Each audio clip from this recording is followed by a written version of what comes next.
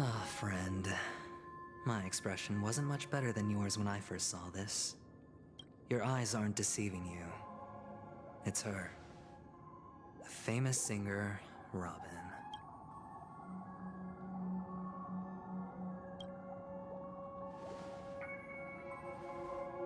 Well, first of all, can I just say that this had nothing to do with me?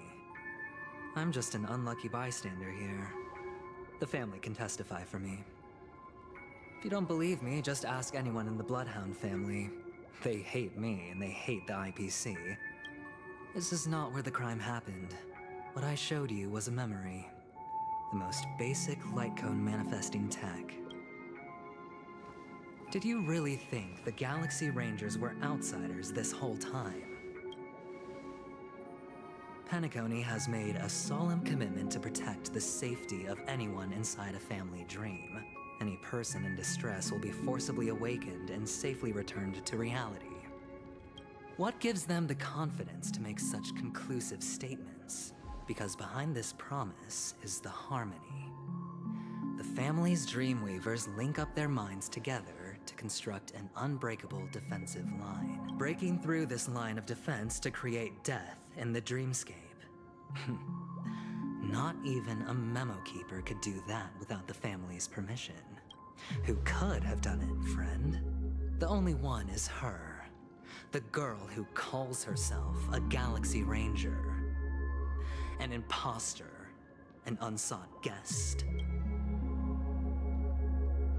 Ifrit's death was a foregone conclusion. And Robin? Her misfortune was staring right at her. Who will be the next to die?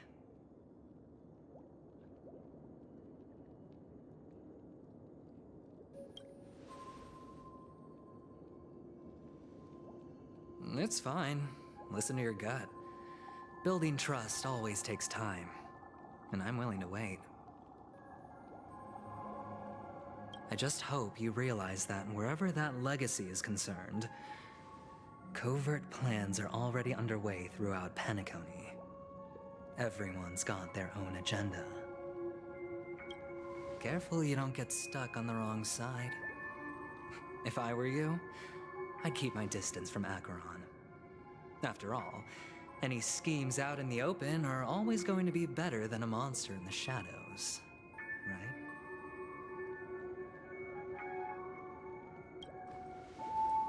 Who's to say there isn't an even deeper conspiracy lurking beneath the surface? Memo Keeper, I think our little deal is finished. Aventurine is telling the truth. This memory is a real one. The IPC is not the Garden, and there are real limits to what they can actually do. But you know all this. Friend, let's not beat around the bush here. The thing is, I want to reach out personally to team up with the Astral Express. I told you I'm just not interested in scrambling for the legacy. I just came to Penacony for work. I'm here to retrieve some lost property for the IPC. This has all become a bad debt thanks to the cancer of all worlds. The IPC has tried sitting down for negotiations time and again, but you have no idea how difficult these people are to deal with. Put it this way. They've hushed up the existence of death before, so they can definitely cover up any news about Robin's death. It'll just quietly float off like a bubble and pop. That's not fair, right? So then, friend, I need your help. I have but only one goal. The family's front door is like a high wall, and to tear the whole thing down, I'll have to dig out a few chunks first. Now we have our chance. So long as we can get to the truth behind her death, we can have justice for Robin. While also gaining a valuable bargaining chip for bringing the family to the table. Truly a once-in-a-blue-moon opportunity.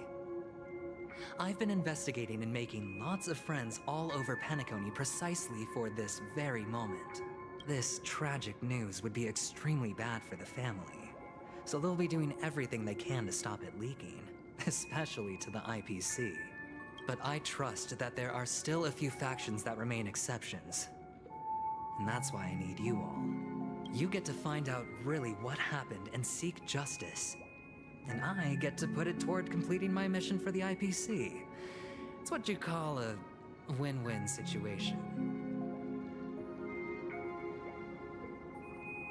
But don't worry, just head back and talk things over with your companions. That navigator is really smart. She must understand the value of this deal. Oh, and take this. A thorough investigation can always use a little more funding. Don't mention it. So long, friend. I really am looking forward to uncovering the truth about death with everyone. Aventurine just sauntered off. He really doesn't mean to force it, but... What now? What are your plans? Black Swan. What is she...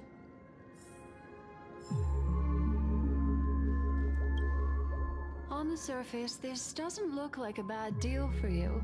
He doesn't know about Miss Firefly yet. But, judging by your reaction, he may have noticed something going on, and deliberately shifted topics to the truth of death. That's quick thinking and very sound logic. Aventurine is no fool, and working with him definitely has its dangers.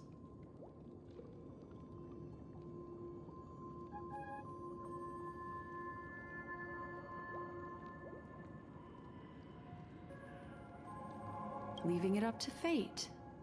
It's just how that gambler thinks. Anyway, be careful out there. There's more than one way to blaze a trail.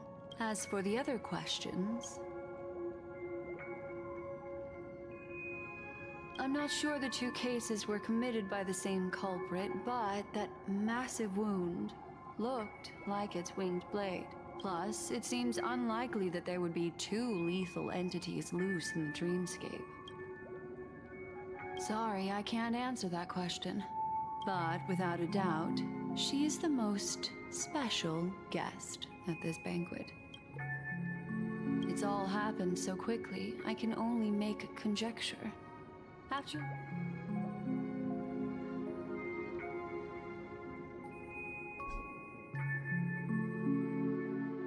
Come, this way.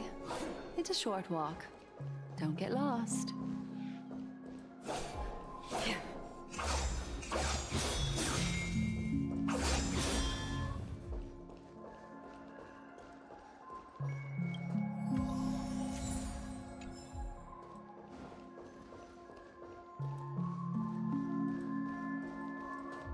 This way. This is where we part ways. Unfortunately, the remembrance doesn't lie. But follow your heart, and don't be afraid. Hold on just a sec.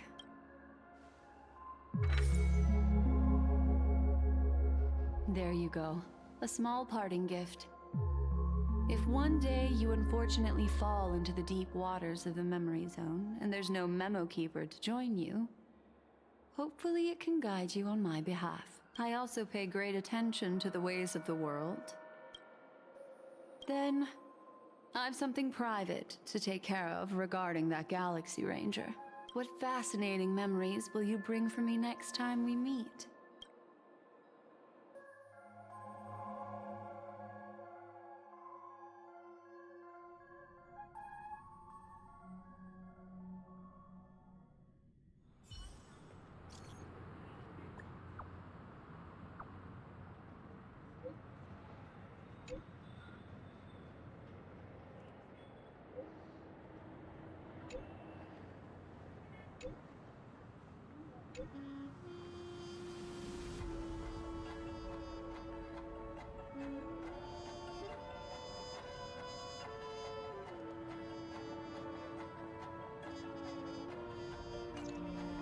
A family rep. Is Himiko okay?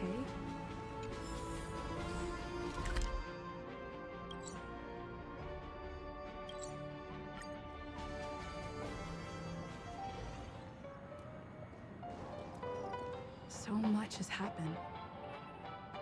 I should take a moment to gather my thoughts and wait.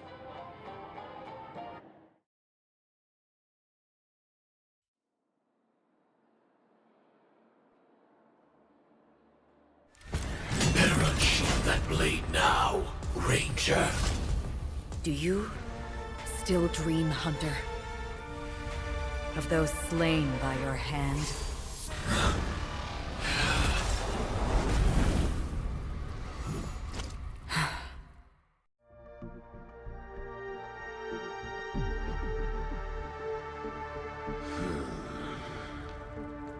It appears the outcome has already been determined. You're still alive. As are you. You still have room to make a choice. Leave the music box behind, and then go. Choice. The bloody trail of the destruction leaves no room for hesitation. The Taurus Fire Demon. Even if you sacrifice your life for that eon, you won't get special treatment. Ranger, you'll tread the narrow path of the hunt. You could never understand. We come from the fire, and are born bathed in fire. We spread, burn, and destroy, until all the kindling has burned out and we leave only ashes on the ground. Burning forms the entire life of a fire demon, from the beginning to the end. We are born to die, just to put into practice a profile of another universal truth. Your companions don't seem to think so. They are my children, and just as I was, they are flames that have yet to burn white hot. But my flames are feet, and time is running out. Can you see the planet of festivities in the distance? I plan to bring purgatory with me there. Why? Because on the path they have forged, you have traveled farther than I have, Emanator. You cannot hide your true identity. Draw that sword, for we shall indeed remain here, bound to fight a decisive battle to the death, for I choose this. Destruction is intense, but brief. To cravenly cling to life is to endure an endlessly prolonged existence. Even if the answer turns out to be your own destruction. What is important is not the answer, but that it exists, just as you exist. Everything exists to be destroyed. Emanators are no different. Just as even sweet dreams may be born of the void, the so-called impossible is merely something that is yet to happen. All right. I accept. You shall witness the most brilliant and intense fire in existence. May this flame illuminate the farthest reaches of your bottomless dream. A bottomless dream. Yes, that's great. But you've made one small mistake. This blade remains in its scabbard not out of pity or scorn. It's a personal secret that I don't want to disclose. I'll reveal the truth to you. The hunt is not the path I truly follow. May death be the end of your boundless dream, guiding you back to the waking world. I still see them in my dreams. Hold it. Your time hasn't come yet. My time? I've seen many clever disguises that can conceal appearances, but they can never cover up who a person really is. And you're no different. You had no desire to kill the Trailblazer. You only did what you did to drive me and the Memo Keeper away, but why? Did Destiny's slave make you do it? You know, Elio. I thought this is just the kind of thing that'd get written into your script. My script has always been brief. Other than that, anything beyond that is unnecessary. He knows my nature. There is but a single destiny from which no one can escape. However, you appear to be ignorant of this. So it's time for me to inquire. Who exactly are you? Not your enemy, perhaps. That's not what I asked. I don't deserve your curiosity. Loners wandering the cosmos always have their secrets. Take me. I'm wanted by the IPC, so it's little wonder that I know something about the Stellaron Hunters. Maybe I can help. What reason would you have for doing that? I tend to forget things. Which is why, rather than memories, I'm accustomed to using my emotions to capture what I normally wouldn't otherwise. I know who is inside that cold armor. How about it? Ready to take off that armor and sit down for a talk? It's not yet time. I don't need help, but I can give you a suggestion that would make things better for you and me. If your goal is the Watchmaker's legacy, then go look into the family. Not only are they covering up the existence of death, but they're burying the past and the truth about what happens inside the dreamscape. Already on it. And the Astral Express is no enemy of yours. I know that. I just never expected to hear you say it. What's next, then? The Trailblazer's been taken by Black Swan. Will you go look for her? No need for that. No harm in mentioning that Elio's only given me one instruction. Get all of the Astral Express to track down the Grand Legacy.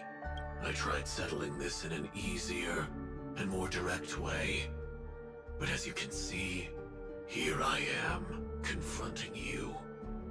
I failed. The so-called impossible is merely something that has yet to happen. That's it. Before we split, can I ask you one more thing? Is there anything else in your script about me? I'd like to know what kind of footnote I get to leave in that future foreseen by destiny. Unfortunately, not a thing came up. I knew it.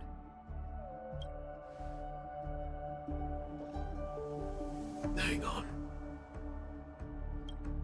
I don't. Don't. What? Your first question was, do you still have dreams about everyone who died because of you? I don't. Never have. I was born without the ability to dream. I live for this cold, harsh reality. For a little light and to burn, to keep on burning until I turn to ash. So, I really envy you. Is that so? Then you're already living in the waking world.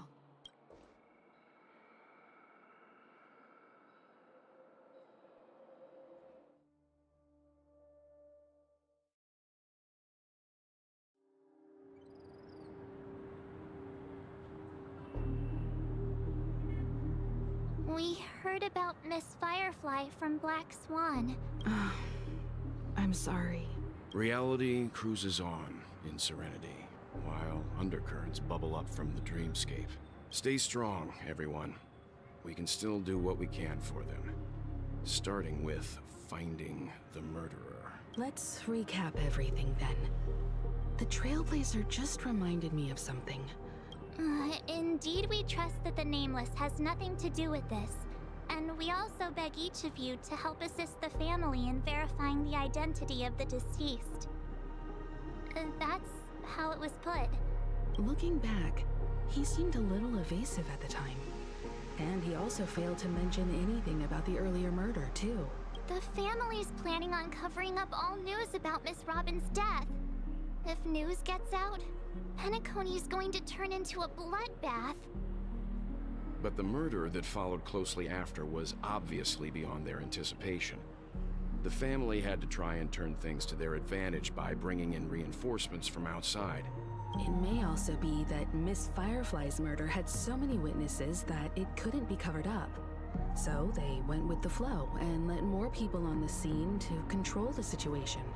After all, the nature of the two murders is fundamentally different. The family's first protective measure should be against malicious actors among the guests, such as that IPC envoy.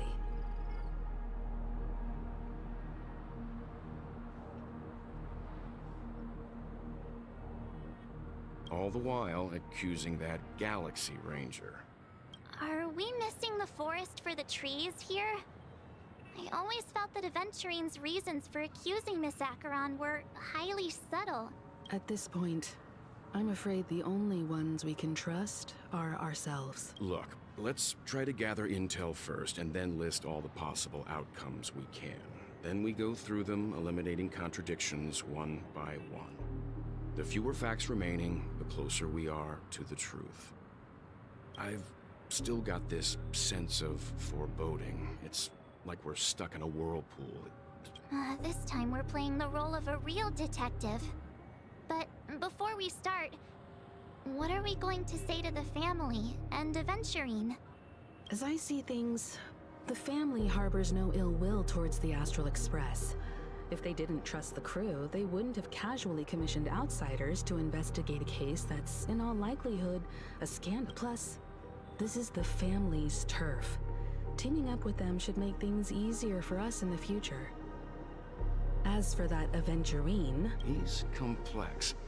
He deliberately slow-played his hand during negotiations while he appealed convincingly to both reason and emotion.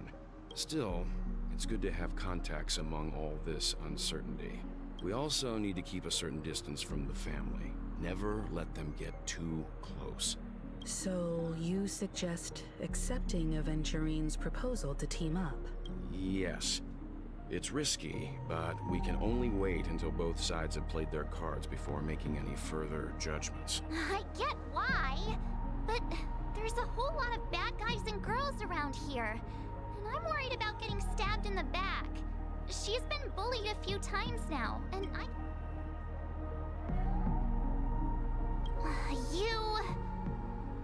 No, I can't accept this. Forget about it. Just let me keep an eye on him. Then, could you please reply to Aventurine?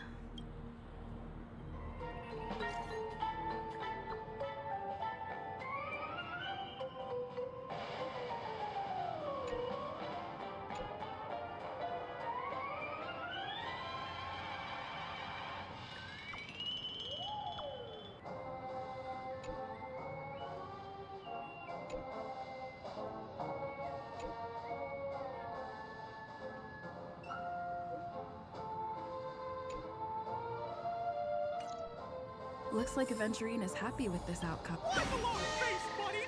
Cheer up! Remember to bring more next time!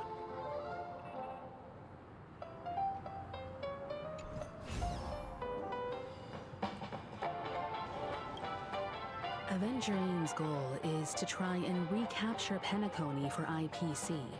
The existence of death will be covered up by the family. So how does he plan on taking them down?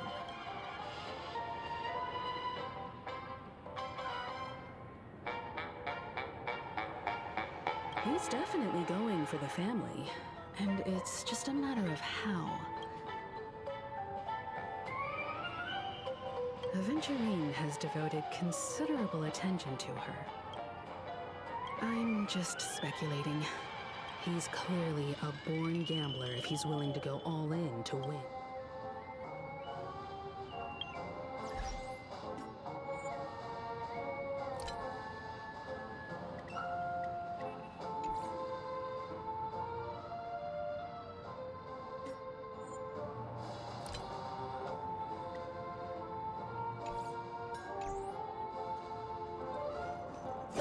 Dream forth, gleam of old flame.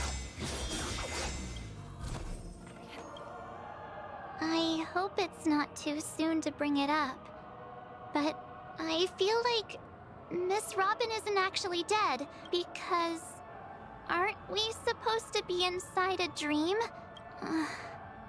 Whenever I see the Grand Theater, I just can't stop all these thoughts from flooding my head.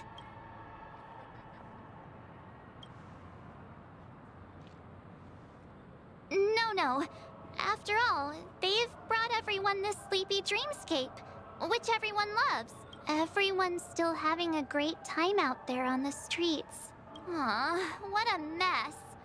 I really want a nice cool drink of soda to help me calm down. But then I'd be just like everyone else out on the streets. This dream.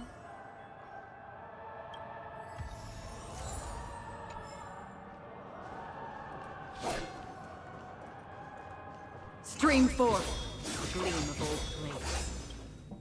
Aventurine said something that concerns me. He accused that Galaxy Ranger of killing Robin without any evidence whatsoever. It was a groundless accusation, which only serves to make him seem more suspicious.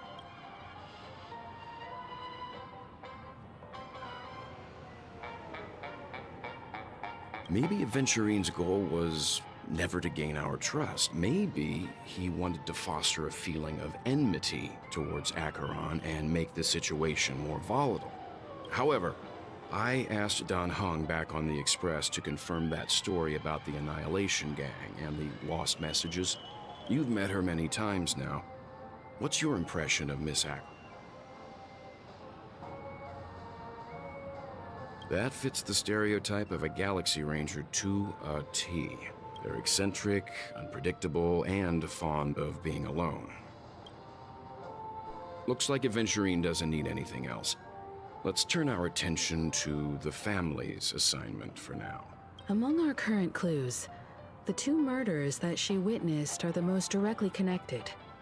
One thing I'm curious about is, if a person dies in a dream, what happens to them in real life? How about we split off into two groups? There are still some things worth focusing on inside the dreamscape. Worth focusing on? Huh? Aw, I thought I'd finally get to see Himeko and Mr. Yang go out on a mission together. I will.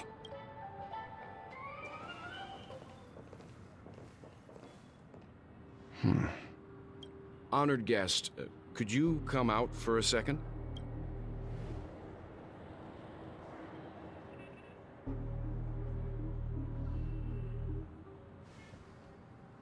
I'd be embarrassed too, getting stared at like that. Forgive me. My name is Welt Yang. I'm one of the crew members on the Astral Express. Welt.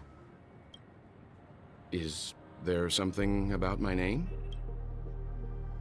First, don't you want to know my name? I already do, Miss Acheron. You're a prominent figure in Penacony. What are they saying about me? Some claim that you're the real culprit behind these murders, that the Annihilation Gang's tragic fate at the banquet was a result of your blade. The Annihilation Gang. Ifrit of Everflame Mansion. Tragic fate. That Duke turned his dying body to flames and sacrificed his life as a martyr. He was a determined and heroic pathstrider. Not even a villain should be disparaged like this. And what's more, there were plenty of suspects invited. Do they really think that a blade is more dangerous than that black hole you're wielding? Keen intuition. Not even the family managed to point out the truth behind this cane, so you must surely know, Miss Acheron, that peering into a black hole is not a wise move. As a potential threat, your knowledge of us has reached uncomfortable depth. Reveal your true identity and intentions. Otherwise, brace yourself for gravitational disintegration. That shouldn't be necessary. But if it makes the Nameless feel less defensive, I'll be happy to abide. Believe it or not, Galaxy Ranger, Acheron, those are the names I go by to this very day. My trip to Penacony is solely to fulfill an old, final request. I'm here for the Watchmaker's legacy. And that's it. Still unwilling to reveal your true identity? It's not that I don't want to. It's just that I can't. I've come so far, and I can't sum up all of that in just a few words. Everyone has their own unspeakable past. Secrets that they don't want to be revealed. And I won't be asking any more questions, such as why the Astral Express is roaming around the cosmos with a Stellaron on board. Is she okay? That memo keeper didn't do anything, right? She's fine. Let's just stick with the topic. Gaining my trust depends on how much you're willing to reveal. I've run around many different Penacony dreamscapes just to try and find that legacy. And during this period, I came into contact with quite a few guests. In the process, I gradually came to realize the secret of Penacony may be closely related to the Trailblaze. That's why I've come to ask for your help. I don't have enough proof yet, but I'd like to speculate something. The source of all tragedy lies within the family. If you could trust me, we could find the proof to support this claim together. Mr. Yang, I think you've come to the same conclusion, haven't you? Let's leave it at that. For now, I'll choose to believe that you bear no hostility. Share your findings with me, and me alone. I don't want vague conjecture to interfere with other people's judgments before we find solid proof. Mm-hmm. By the way, would you like something to drink? Before we go, how about 2 cups of Wake the Heck Up? Because the conversation coming up will last forever.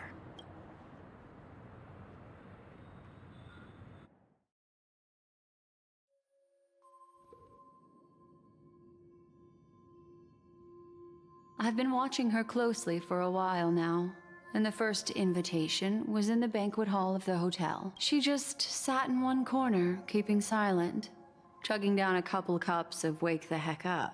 Really? But I don't taste any difference at all between them. The guest rooms are charmingly minimalist, an aesthetic you share, Miss Acheron. It's a cinch, this music box. The invitation received by the Annihilation Gang. There are latent memories that linger on it yet. You see, memories of you are not yours alone. They travel in other people, other things. I know much, and I can predict even more. The Annihilation Gang, that band of desperados who all disappeared after meeting you. What exactly happened to them? Well, let me reveal all.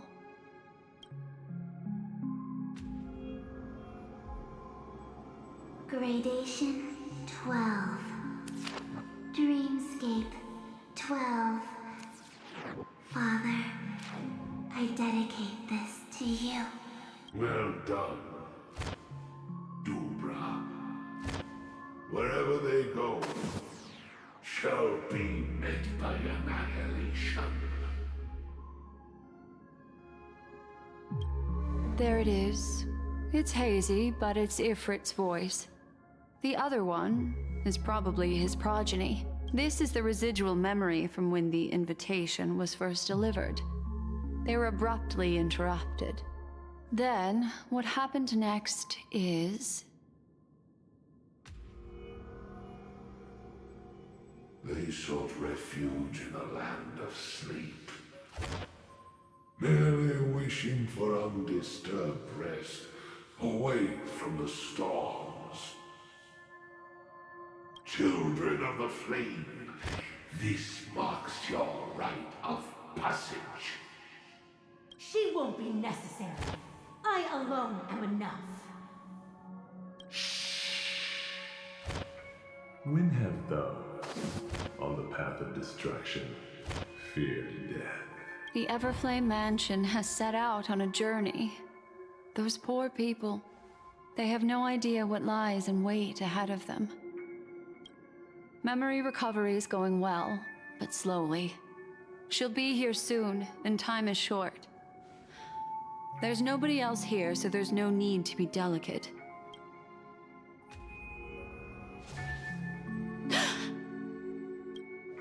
What happened? The memory after that is blank. How is that possible?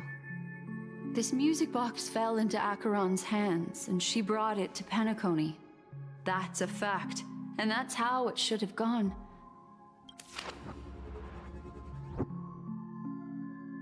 It's like it's been erased. Who's done this? Who are you? Who are you? It's... No. Is this not a memory? Oh, a memo keeper. Do you serve the Garden of Recollection? Or the Cremators? My name is Constance. A pleasure to meet you. We were supposed to meet in Penacony and spend an unforgettable time together. But that seems unrealistic. Dahlia's not welcome on the banquet star, and I don't need a coming-of-age ceremony. And you? I know what you're looking for. Want her secret? I can give it to you, and then you can enjoy the banquet for me. I wish you unforgettable memories. Oh. A phone. Wanna listen in?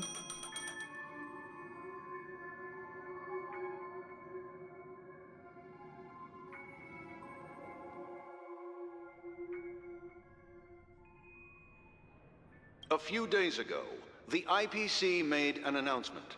Under the watchful guidance of the Marketing Development Department, and in accordance with the Interstellar Peace Charter, the independent Sigonian sovereignty has hereby been established. The formation of the Sigonian sovereignty is of great historical significance to the Sigonia system. Sigonia 4 is located in an unclaimed zone at the intersection of the Denise, Prothean, and Dorneau star clusters. The planet's surface environment is known for being extremely harsh, constantly faced with the threat of impact from small-scale celestial objects. This is why very few intelligent species have made this planet their home, dividing themselves into several tribes to eke out nomad lifestyles as they struggle to survive the arid desert wilderness. Sigonia. Sigonia. Ravenous eye of the storm, spurned by all the gods. Land of rock, but not water. Lightning, but not rain. Blood, but not tears. You beat us with your falling stars. You lash us with wind and storm. You chew us up with the cracked earth. You promised us a land of honey, yet yoked us beneath a sword of bitterness. Oh, Gaiathra Triclops, if thou can hear me, please open up thy 3 eyes and gaze upon this child. When you took his father, my child was still sleeping in my belly. And where my husband went, I too soon must go. I don't ask for a peaceful death. Just for you to tell me, does the baby swaddled sweetly asleep? Otherwise, why would this child be born to face impending death? Mommy! Mommy! Mommy! The rain! It's raining! Raining?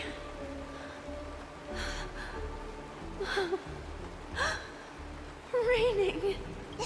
It is raining! It's true! Those Outworlders weren't lying to us. They really did summon the rain. Back home. Gaiathra Triclops. You came. Do you hear that? Thank you. Darling, listen. This is the sound of rain. On the day you were born, the sky also sent down a gift like this from Gaiathra. Such a lucky child. Such a blessed child. Just like your name. A gift from them to Avgen. My boy. May the goddess Gaiathra close her eyes 3 times. Keep your blood eternally pulsing. Let your journey be forever peaceful, and your schemes forever concealed. Welcome to this sad world, Kakavasha. Time to wake up, gambler. Oh, heavens. I must have drunk too much Soul Glad. Just as you guessed. Nobody outside knows about Robin's death. There aren't even baseless conspiracy theories. They're still streaming the rehearsal for her ceremony, using a stand-in, I guess. Of course. Who could imagine that death would actually descend upon the idyllic dream created by the family? Let alone that the victim would be the female lead of the Charmony Festival. To be honest with you, I didn't believe it. I even tested it a few times myself. Until I discovered that I couldn't actually die. That's why I'm convinced that there are a few big secrets lurking behind the scenes. Then you must have heard about the Memory Zone meme. When I graciously deigned to establish connections with the Oak family on your behalf, they were quite in a pitiful state of disarray. Besides Robin, there was another body. I don't know the exact details, just that it was a stowaway. 2 murder cases? I told you something seemed off about the Nameless. Oh, she must have come across the other one. This murderer is a psycho. But I have to admit, the case should be easy to crack. It's just that their trickery runs deeper than I thought. Robin's stand-in was all ready to go. What should we do? Let me think. It's too rare an opportunity to miss out on, so I gotta be careful. Incredible gambler. Have you already exhausted your limited repertoire of tricks so soon? There are plenty of chips, but it'd be best to choose carefully. Robin is what she calls the mute. She has lost her voice, and while most people can't pick up on it, you and I cannot mistake that sound. If that girl hadn't gone hoarse from singing practice, there'd only be one possibility. Something was up with the family. Or Robin herself, but she died. Right before my very... A complete and utter loss. Incidentally, it seems to have resulted in your rather undignified arrival on the interrogation stand. There were eyewitnesses at the scene, and the family, in their graciousness, has tentatively accepted your alibi. Well, things aren't looking too optimistic, Doctor. I'm starting to break out in a cold sweat. A probability? Yes, it exists, but it verges on the infinitesimal. But if you simply can't control yourself and want to try your hand, then that man wants to see you again. Who? Sunday. Is this a public hearing or a private trial? If it were the former, it would hardly befit my stature to stoop to the role of a mere messenger. Fine. Oh, that's great. It's all great. You see, the dead can't talk, but the living can. Ratio, I'm convinced now that there must be something wrong inside the family. Well, without any further ado, let's set off.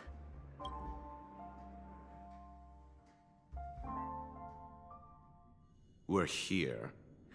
The Dewlight Pavilion is the Oak family's fortress and a place... Fortress? I like this metaphor. I dealt with the warlords of the Amanicus star system not long ago, and their synchronized orbital manor wasn't this heavily guarded. This mansion nominally belongs to Sunday, and is very befitting of its owner. Without his express invitation, the likes of ordinary guests would never grace these grounds in their lifetimes. Hey, Doc, whose side are you on anyway? Who's to say I won't sell you out? We'll see. When we meet the authoritarian master of the Oak family, I'll pry an answer out of him. Follow me and I'll bring you to his parlor. Hold your tongue and let me deal with the members of the family.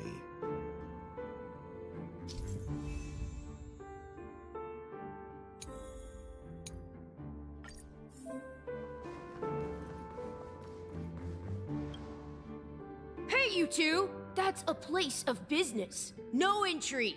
I was requested by Mr. Sunday to bring him the suspect. Oh, I remember you. Veritas Ratio.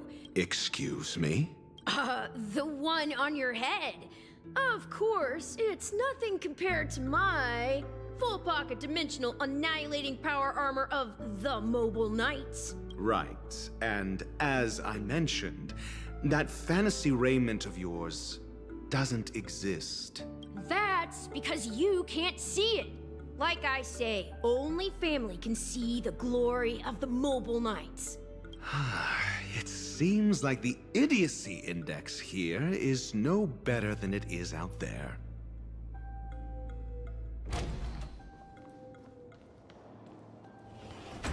A dead end? The door is shut tight. Looks like we're on our own.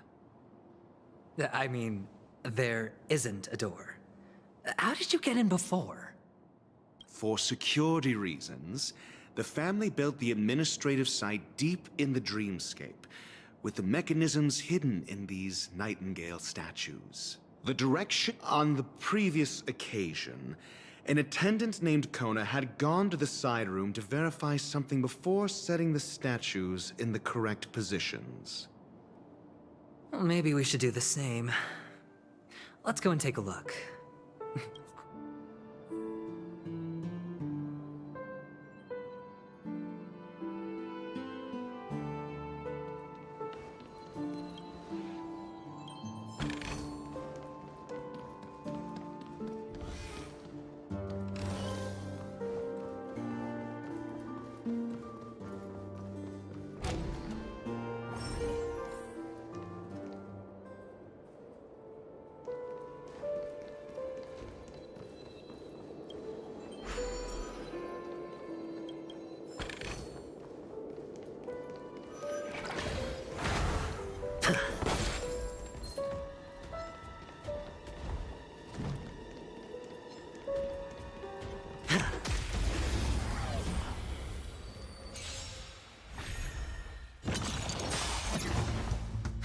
More enemies. Time for a buzz. We came together. Together as one.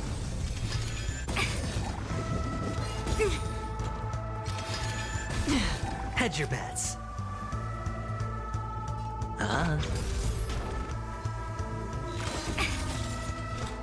Destined for oblivion. You took the bait. Time for a buzz. I weep for the departed. It too shall fall. Can I have fun this time? This combat me. This is double speed. All in.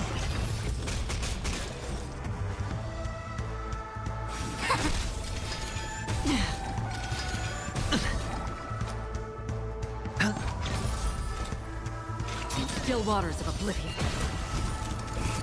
You took the bait. Time for a buzz.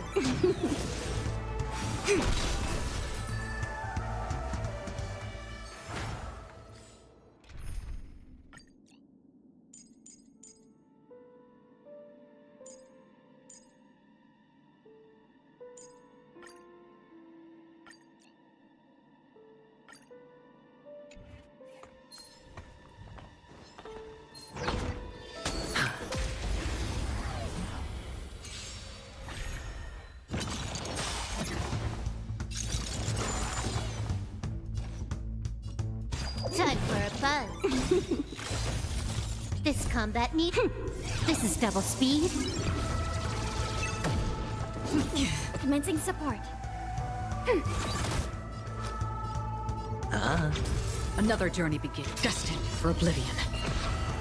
I weep for the departed. It too shall fall.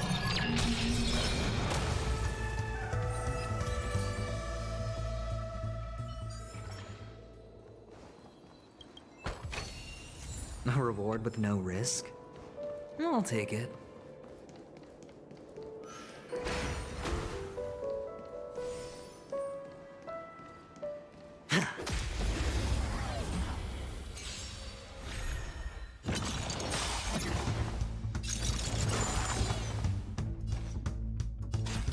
Time for a buzz. How familiar. You have the upper hand. Hedge your bets. Enemy data sig net markers activated. Time for a good old counterattack. Still waters of oblivion. I weep for the departed.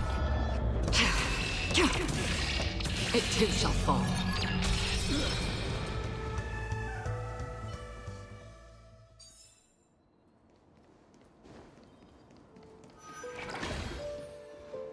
Six nightingales facing in different directions.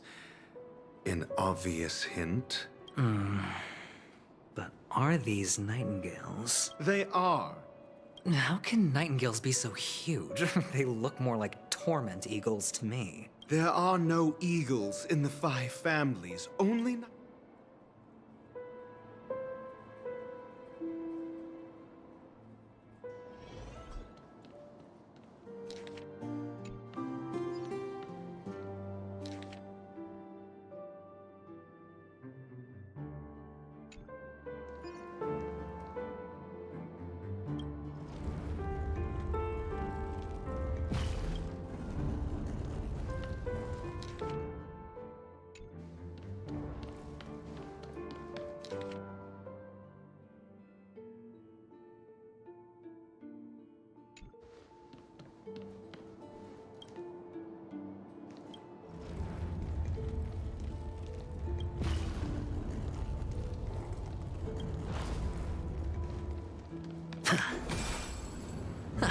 Just as I... A truly miraculous discovery. Really?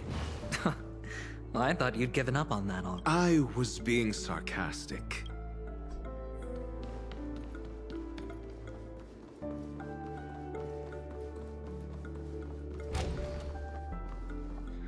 Oh, impressive. So much for Mr. Sunday's reserved, virtuous image. Do you need me to remind you? We're in a dreamscape. Yeah, you're right. The only way to destroy the family is death.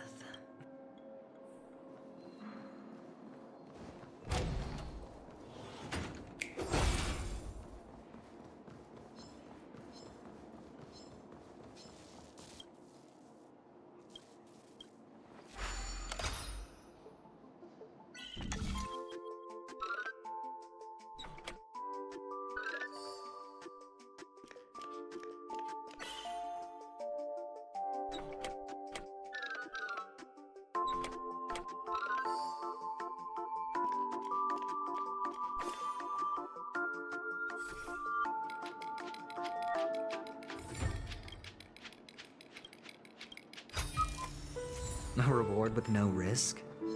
I'll take it.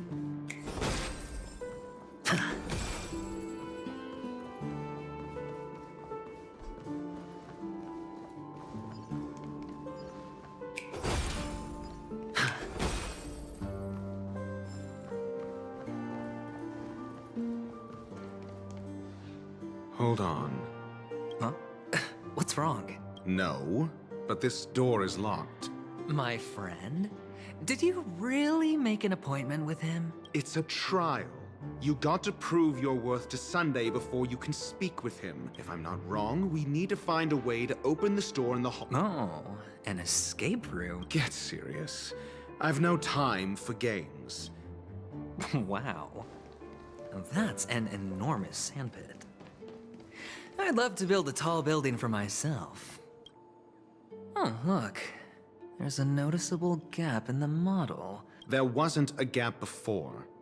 That man must have done it intentionally. Well, with your brilliant mind, you shouldn't have any trouble recalling what was here last time. Right, Doctor? Of course. Let's look around. When I see it, I will know it. Fine. Fine. Why do I feel that we're pursuing a degree in burglary now?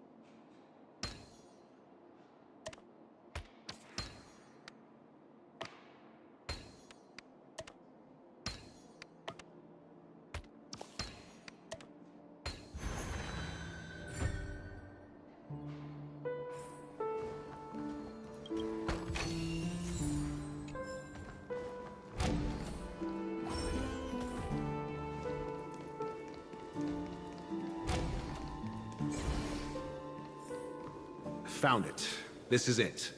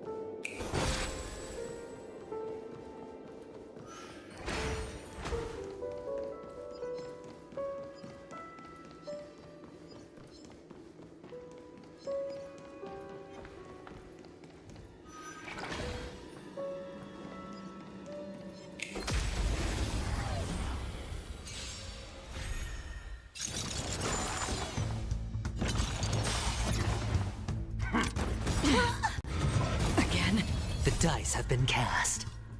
Bust. Or maybe I'll take it all! You took the bait. Time for a buzz. We have the upper hand. This is double speed.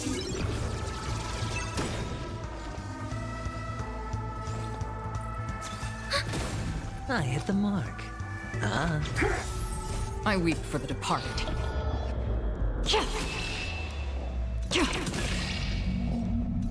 It too shall fall.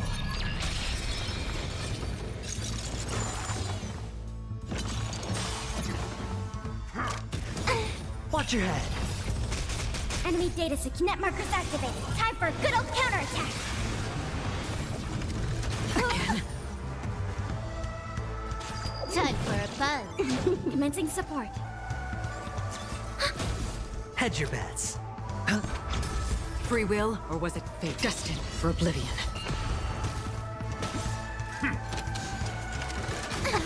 All in.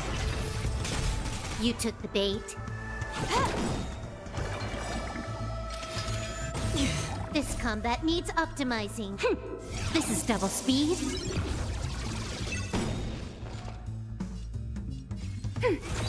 Enemy data net markers activated. Time for a good old counterattack. I weep for the departed.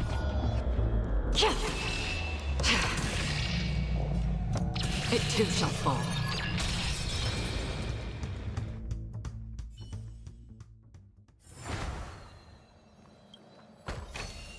A reward with no risk? I'll take it. Feeling lucky. Stream forth the gleam gold flakes.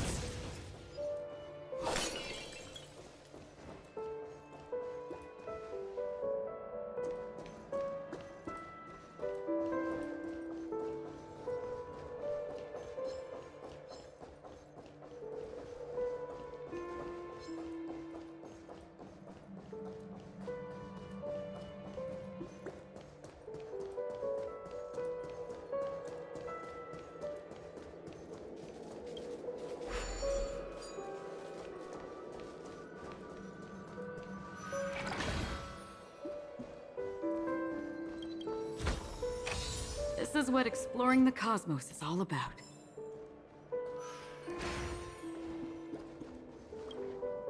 Huh. And the nameplate reads Gulliver's Arch. If I were you, I would shut my mouth.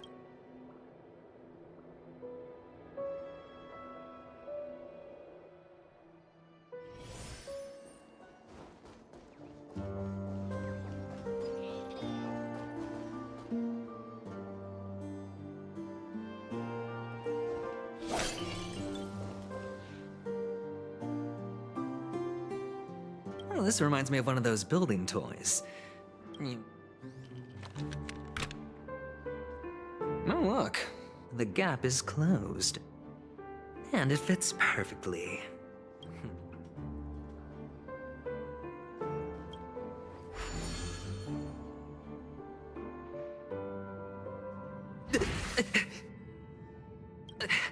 Oh, good heavens. Did I shrink? Indeed. Oh, Doctor, you're huge. Oh, actually, I think we could make this work for us. Oh, fine. I was just kidding. Let's find a way to open the door.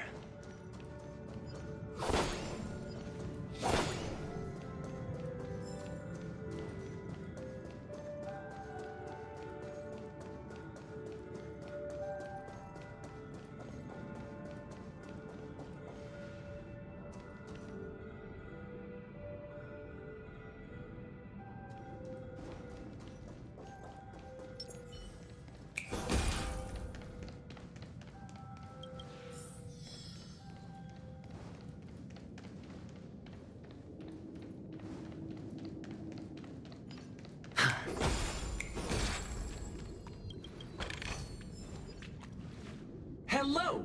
Welcome to the Golden Hour base. I am an Oak Soldier. I will be here to guide you through the tour of the base model. And tell me about the tour. Hello! I am an Oak Soldier. I will be here to guide you through the tour. Model, happy to be of service. Generating guide. Please wait patient.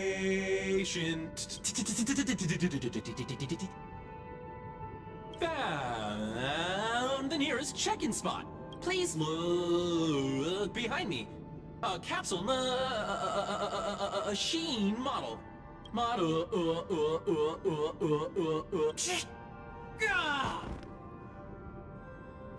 What's up with that? Now the family's toys are trying to frame me? I didn't do a thing to it, Doc. You've got to be my witness. I saw nothing.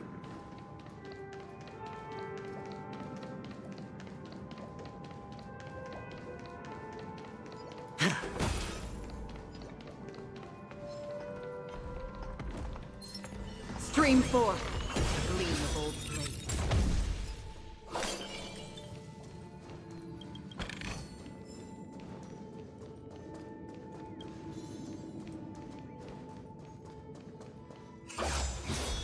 Stream 4. A gleam of old blades.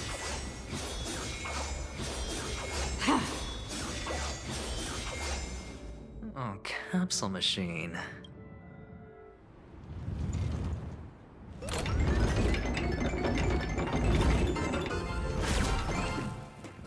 So, I was right. These models have interiors that look... Oh, one of the fragments flew upstairs. I'll need to use the pinball machine to flick myself up there. But... oh, great. Doc! I'll need your brain power again. There's no need to yell. I can hear you.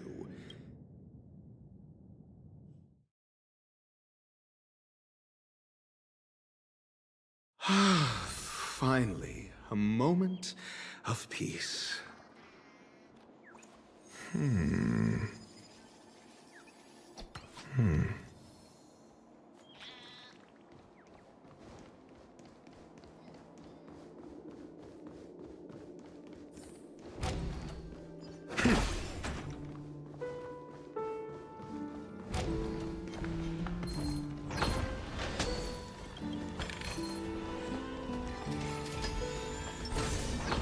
Stream 4.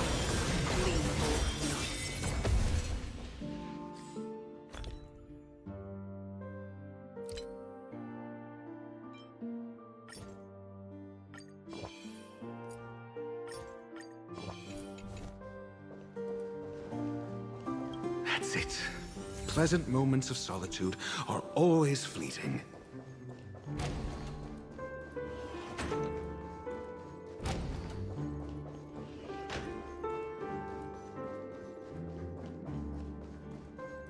Oh, you're back. Just...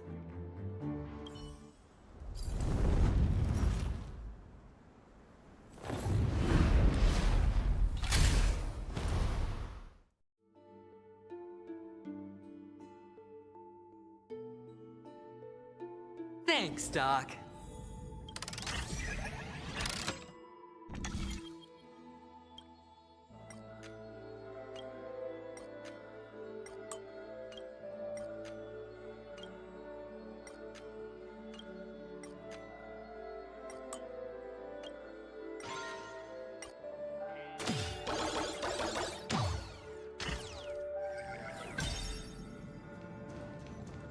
Oh, Ratio, you should come in here and take a look. The view here is breathtaking. Honestly, you could easily squash me with just a pinch. If that is your wish, I will do so without a moment's hesitation. All done. Piece of cake.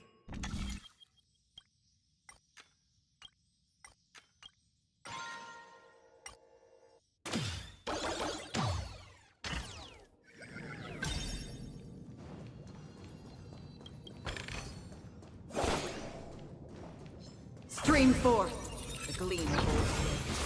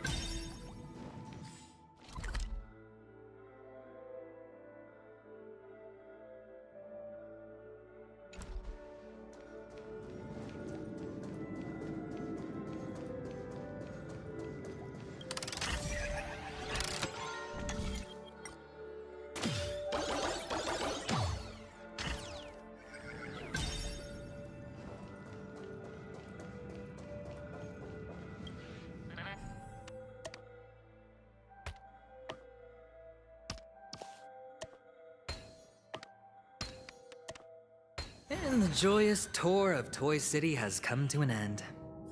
Makes me feel sad. Penacony isn't all bad, right? I'll use this interesting experience as a talking point at the poker table.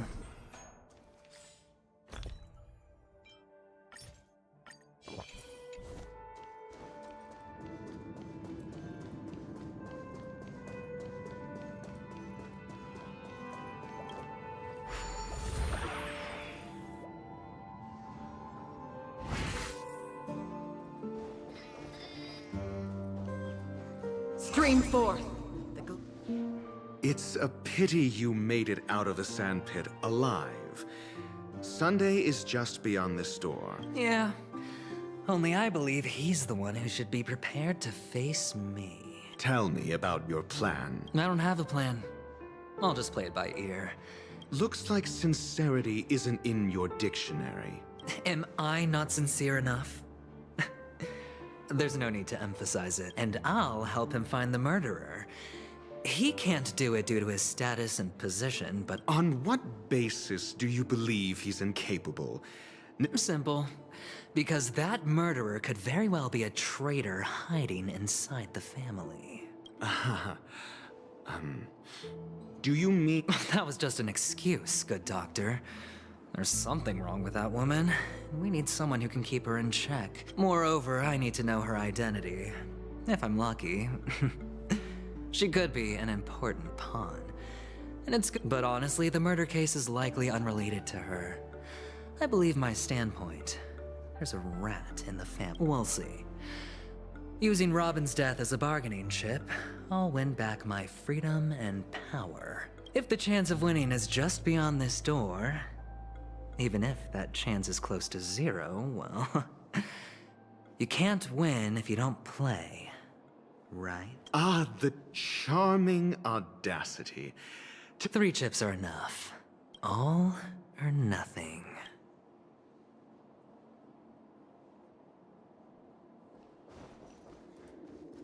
Stream forth. Gleam of old blades. It seems my puzzles are too effortless for you, IPC Ambassador. I appreciate your words. And I see you put a lot of effort into welcoming me, Mr. Sunday. Well, this isn't an invitation, but a summoning. Before we speak, I need to test your character. I imagine this knowledgeable doctor friend of yours has been of great help, yes? Certainly. You ought to know this better than I do. He's already faithfully fulfilled his duties, hasn't he? Yes. The doctor has assured me of your noble character. He considers you, like himself, a virtuous person who can be trusted by the family. I have come to know you very well as a person, Mr. Aventurine. But there's one thing I must ask you. That is, you've used your wisdom at the wrong place to meet the wrong person and put yourself in a situation where you shouldn't be. Witnessing a tragedy that shouldn't have happened. You don't look too well. Am I making you anxious? If not, then it means I'm on your side. If I wasn't mistaken, you'd just made a serious accusation against... No, you weren't mistaken. For depravity is creeping in around you. There's no need for us to be evasive. Let's talk about your sister. Your sister's talent is unrivaled in the world of show business. As you know, her voice has been out of tune since she returned to Penacony. What's more disheartening, she can't sing anymore. Who could be responsible for this? Many suspect the culprit is among the outsiders, but I know you hold a different opinion. Now your noble status has become a shackle, preventing you from apprehending the murderer and avenging your sister's death. You're feeling anxious because you're out on a limb. But don't worry, I'm on your side. I'm immensely honored by your concern for me, Mr. Aventurine. Since you're so selfless and generous, I believe you wouldn't ask for anything in return. Well, naturally, you wouldn't incur any loss from this. I just want to reclaim what is mine. my liberty, and the personal items under the family's custody, the bag of gift money, and... The box in which the cornerstone is stored. That's right. Cornerstone. I've heard it's a treasured asset of the Strategic Investment Department. A sacred stone that seals the Preservation Emanator, granting significant power. And every liquidation specialist holds one. For an object so precious, it probably comes at an even higher price than other forms of recompense. Well, I'm sure you're aware of the high level of risk I'll be undertaking to bring the truth to light. Mr. Aventurine, when you are out and about, do you always make adjustments to your appearance? Your tie should be on the center line. Your shirt must not protrude from your vest. Your trouser creases should be perfectly straight, and always aligned with the tips of your shoes. Of course. But I don't, because it's not appropriate to do so in public. You should make sure everything is presentable and in order before leaving the house. I'm not the kind that takes risks. The cornerstone must be in the custody of the family. No room for negotiation. Please, don't let me turn you down twice. Sure. The gift money is good enough. I suppose you wouldn't mind that. After all, a merchant can't function without a bargaining chip. You compromised quicker than I thought. Unfortunately, it's a gambler that needs a bargaining chip, not a merchant. I can give you your gift money, but before that, I want you to tell me. The fact that you can decisively forsake the box you asked for, what exactly is stored in it?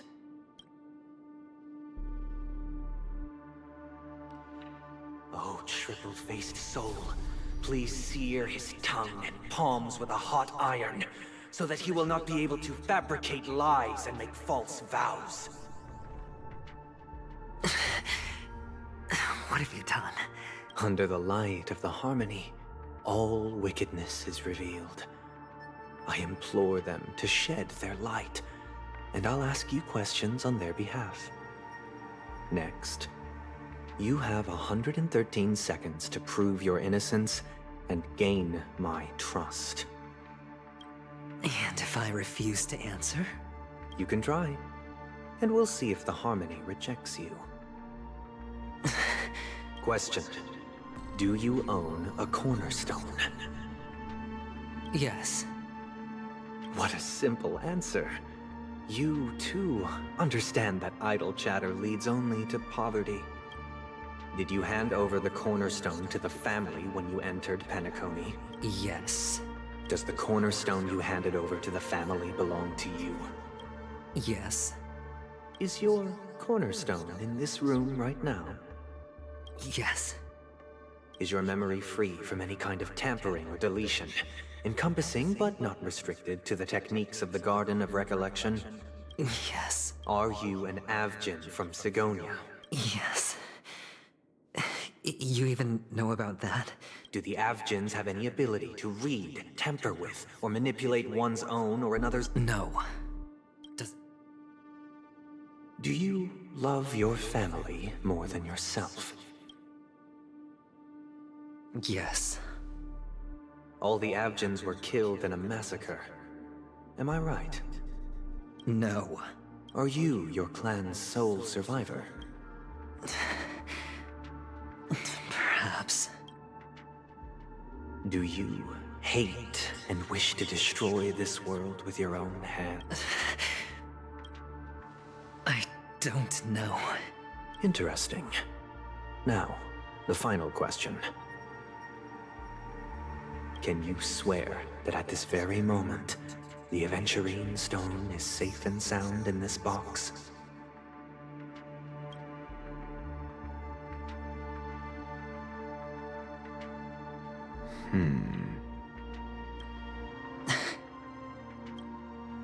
Of course.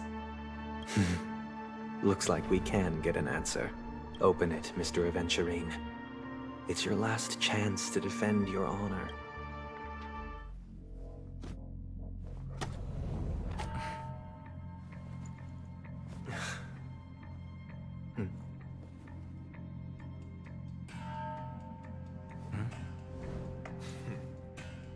Please.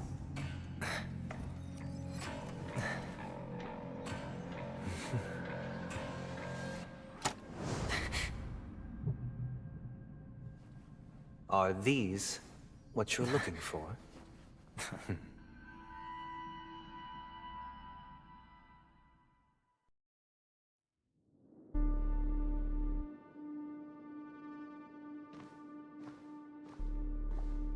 Since you came as promised, learned doctor, does this mean that you are willing to take the side of the family in this farce? What makes you think you can convince me? I've heard you haven't enjoyed Mr. Aventurine's company. I also understand that you're an avid learner who sees the pursuit of knowledge above all. In that case, you ought to realize that a competent scholar knows their position and wouldn't forsake more vital matters for the sake of petty pride. If you agree to assist the family, I'll share our research findings on the Stellaron. You must be quite aware that, besides the family, no other faction is willing to share such information. Cut to the chase. I need Mr. Aventurine's comprehensive plan. Haven't you confiscated his cornerstone? You can't expect a featherless bird to take flight. But I've also heard the 10 elites in the Strategic Investment Department have united, progressing together in the interests of the IPC. You'll have to speak more clearly than that. The cornerstone, which Mr. Aventurine surrendered. Was it really his? You question whether he would entrust you with someone else's cornerstone. The 10 Stonehearts aren't as united as you think. But you know that he's a crazed gambler. The more vocal he is about it, the more cautious I must be. I never imagined someone would share his way of thinking. Honestly, you should see a shrink. Bring it. The box containing the cornerstone is unique, and only IPC senior staff and related members can access it.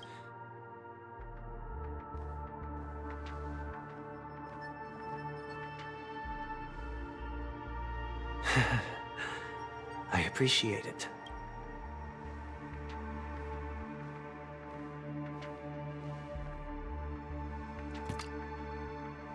Unfortunately, your guess is correct. The golden stone. Its color and glow are similar to that of Klepoth's body. This is the very ruse he intends to use to fool you. He won't reveal to you that the 10 Stonehearts chisel their own will into the cornerstones, granting them an unparalleled radiance. And this golden statue is also known as Topaz, not Aventurine. And it belongs to Topaz. So, do you wish to confront him? Not at the moment. I'm more interested to know the location of his cornerstone. The safest place somewhere you'd never think of. Because he never intended to hide it. In fact, that cornerstone has been in your hands from the very beginning.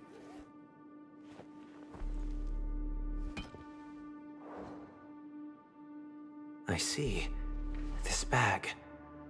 Mixing a cornerstone, more precious than life itself, with a bunch of worthless jewels, disguised as a gift of money waiting to be confiscated, is indeed in line with Mr. Aventurine's style. Then he makes up some trivial excuse, downplaying the matter, and requests the gift money. This is a gamble, one he's all too familiar with, betting on your single misstep, leading to a total loss. Learned doctor, I am grateful for your help. The family will surely reward a righteous person like you. As for the villain, I hope hope he retreats in humiliation. It was all thanks to your friend with a keen eye that I could add a blot of utter failure to your storied career. Ratio, you wretch. Finally shown your true colors, huh? Oh, and just to remind you, you currently only have 17 system hours left to live. Treasure your remaining time, and savor the delectable aftertaste of defeat. You might as well explain yourself a little more clearly. What I performed on you just now was the Harmony's consecration. You were to show allegiance beneath the illumination of their grace. Yet you acted willfully, uttering nothing but falsehoods, transforming the consecration into a trial. I genuinely see no reason to absolve you from it. Is this what the Harmony represents? But is it built upon constraint and coercion? You misunderstand, Mr. Aventurine. Punishment is meant for the irreverent, but I have seen your resilient spirit, and thus I offer you the possibility of a new beginning. Throughout these 17 system hours, you will be unable to escape the dreamscape, or contact any of your companions. You only have 2 paths before you, and it all depends on whether you can complete my test within the time limit. Should you succeed, you will be able to coalesce into the Harmony and be with your family. If you fail, you will suffer the wrath of the eternal Centurion and fall into an abyss of doom. Sounds like I'm gonna end up the same either way. I indeed do need a servant to help me uncover the evil hidden in the family from an external perspective. I will purge the evil from the inside and bring the real culprits to justice within 17 system hours. When the time comes, compare your findings with mine. If both our findings align, or if you can provide me more insights, then they will truly be able to grant you mercy and honesty. Shameless hypocrites. You took everything from me and still demand the truth? That isn't fair. Your carnival reeks with the stench of cash. Nothing is achievable without it. This is meant to be an act of personal virtue, not requiring the family's support. Your bag is over there. Do as you please. I believe you can trade this bag of worthless jewels for everything you need. That's what gamblers excel at, isn't it? Off you go, Mr. Aventurine. You are free. I will wait here for your good news.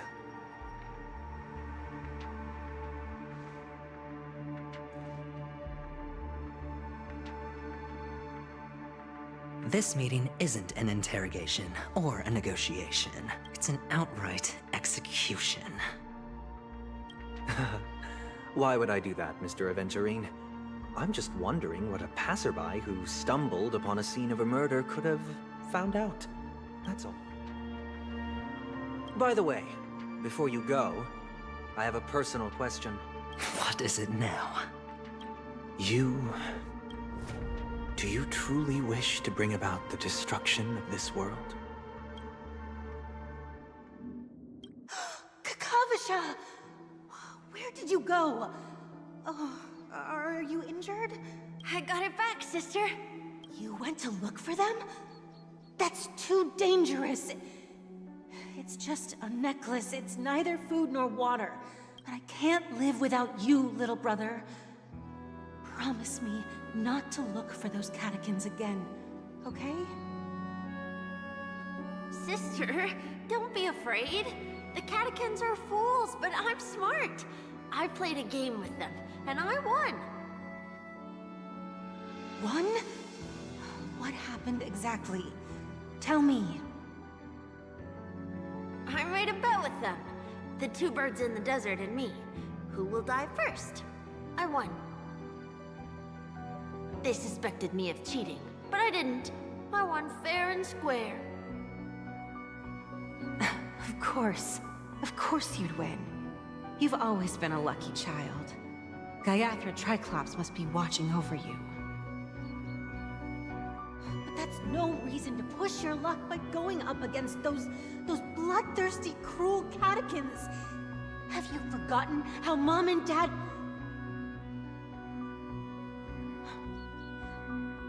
Look, this is just a necklace. But Kakavasha, you are my only family. I'm sorry, sister. I thought you'd be happy. Because Mom left. There'll be no next. It is important. But not as important as you, my dearest brother. I don't blame you, but you must remember what Mom said. Pain and poverty are the trials of Gaiathra Triclops. She has also granted us a chance. And that's your good luck, Kakavasha. Your good luck is the most precious wealth we all... You're a child blessed by Gaiathra Triclops and can lead the clan to happiness. So always remember to protect yourself. Listen to me and swear to Gaiathra Triclops. Okay. I will swear to Gaiathra Triclops to protect this wealth. But sister, if Gaiathra Triclops was really watching over us, then why did she not protect Dad when he was swept away by the quicksand? After all, Dad went to the Catechins' land only to prepare for Gaiathra Triclops' offerings. And where was Gaiathra Triclops when Mom was shivering in our arms? Mom was still pleading for Gaiathra Triclops' forgiveness under her breath. Sister, everyone praises me for being smart, but I don't get it. If every rainpour was Gaiathra Triclops' forgiveness and grace, then how bad were our sins? So much so that we were born in this world of death?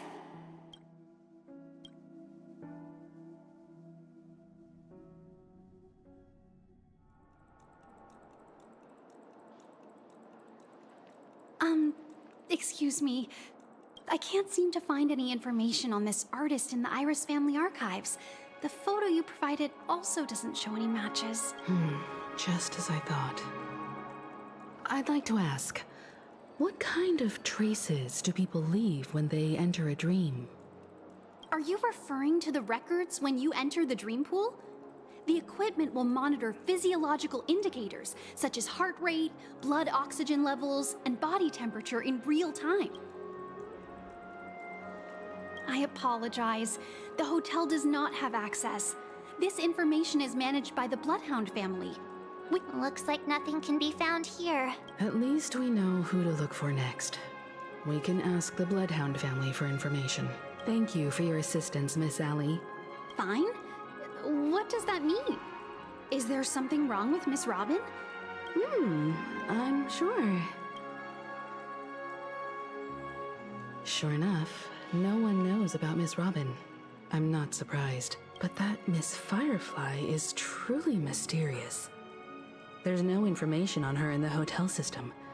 Even if she's a stowaway, she should have a disguised identity after entering the planet.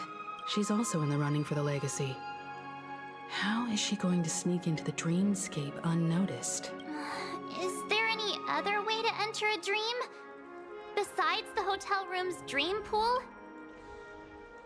The Memo Keepers have abilities that are difficult for normal people to comprehend.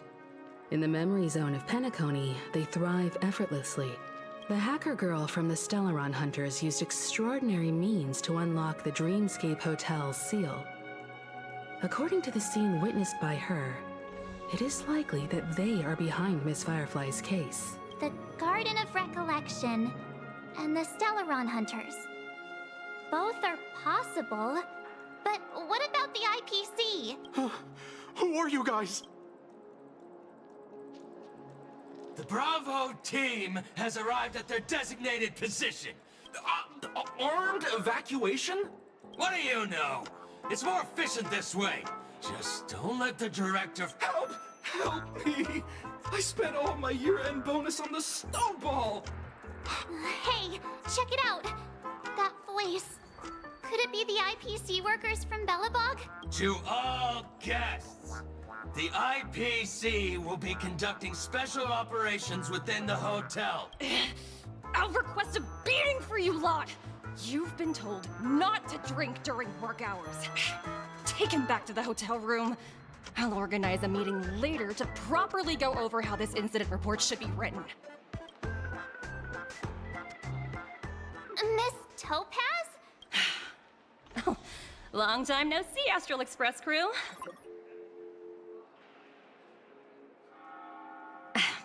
It's fine.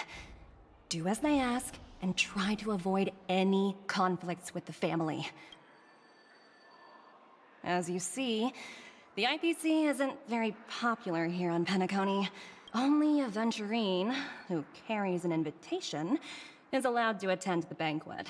No wonder Aventurine's scrambling to partner up with someone. His situation isn't optimistic, I hear. You're all helping to investigate some dirt on the family, are you not? Thank you, Miss Topaz. We're on our way to the Hounds to verify some intel. Yep. They're tailing us right now. Why not go and talk to them? It'll take the spotlight off me.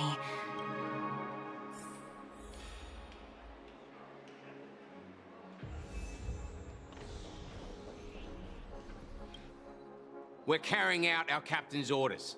What do you want? We made a mistake last time, and we're working hard to rectify it now. We don't have time for anything else. Surveilling the IPC executive Topaz, ensuring that she stays put at the Reverie Hotel during her time on Penacony.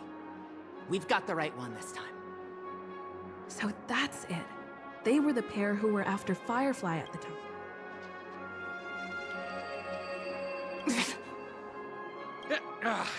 It's you again. Back for more trouble? We're not afraid of you this time. Well, spit it out. Stop bothering us if you've nothing important. So you know each other. Why do you keep running into people you've beaten up before? Oh, sheesh, why do you keep asking me that? Hey! The security officer instructed everyone to shut their traps before he returned from Dream's Edge. What murder? You'd better stop spouting nonsense. Yeah, that's right. We have nothing to report. Please leave. Looks like they're not going to cooperate. But they did at least tell us that the captain is at Dream's Edge. Why don't we just look for the security officer then?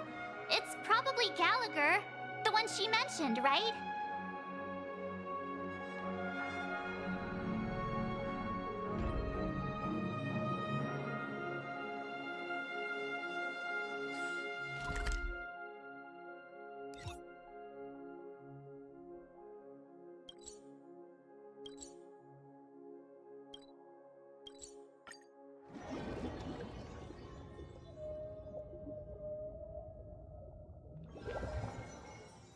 Such tight security.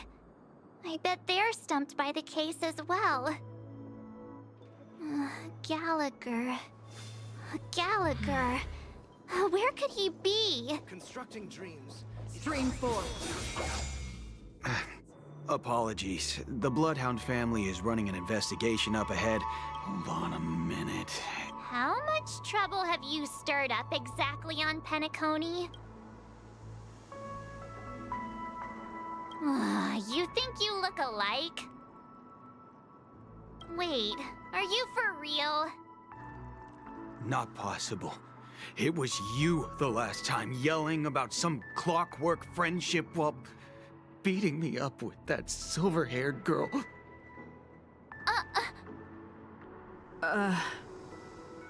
I'm not letting you get by this time. Please leave, or I'll have to get on my knees and beg you. Huh?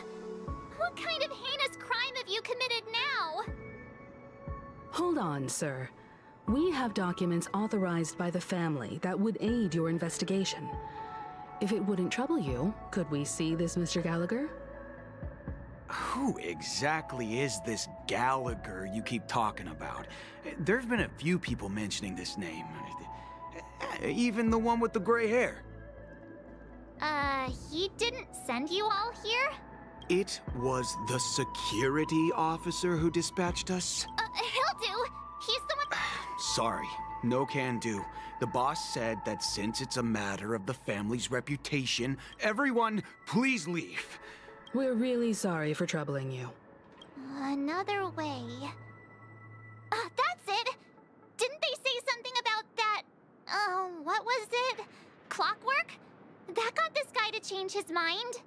Can you perform it again? Please? Sorry, no can. Everyone,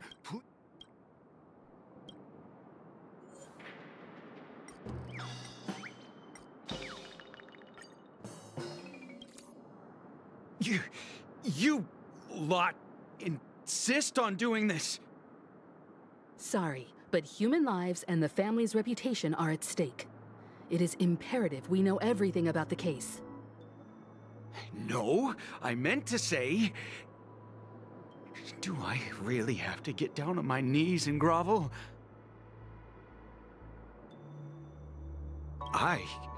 No, you don't really mean that.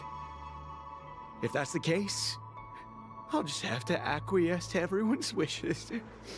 Lower my esteemed head and plead with everyone. No. No need. Standing is just fine. You don't need to do that. Looks like he still doesn't want to divulge anything.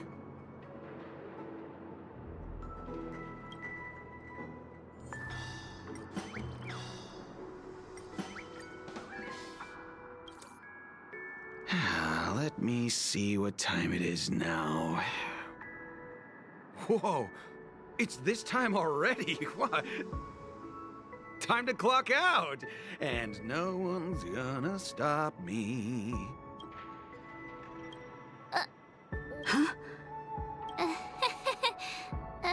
This clockwork trick of yours, it's kinda dangerous. At least he won't be getting in our way again. Let's go find that Gallagher and ask him the intricacies of the case.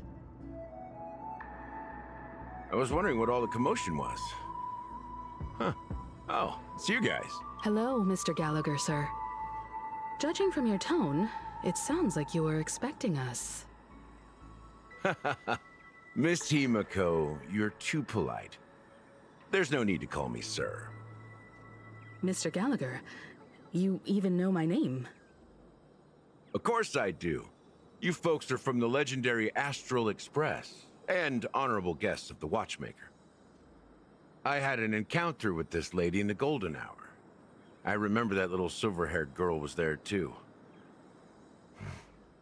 I'm sorry for what happened to that kid.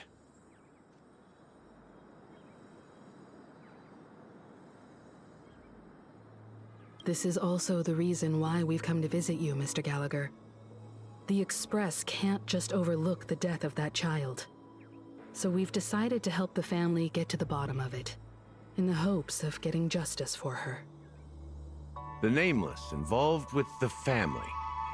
What an unpredictable twist of fate. Why? What's wrong with the family? It's nothing. On Penacony, everyone loves the family.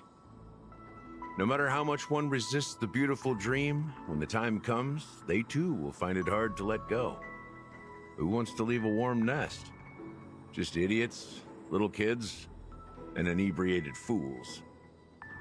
Mr. Gallagher seems to be getting at something. You got it wrong. I'm not. You want to discuss the case? Sure. Come with me.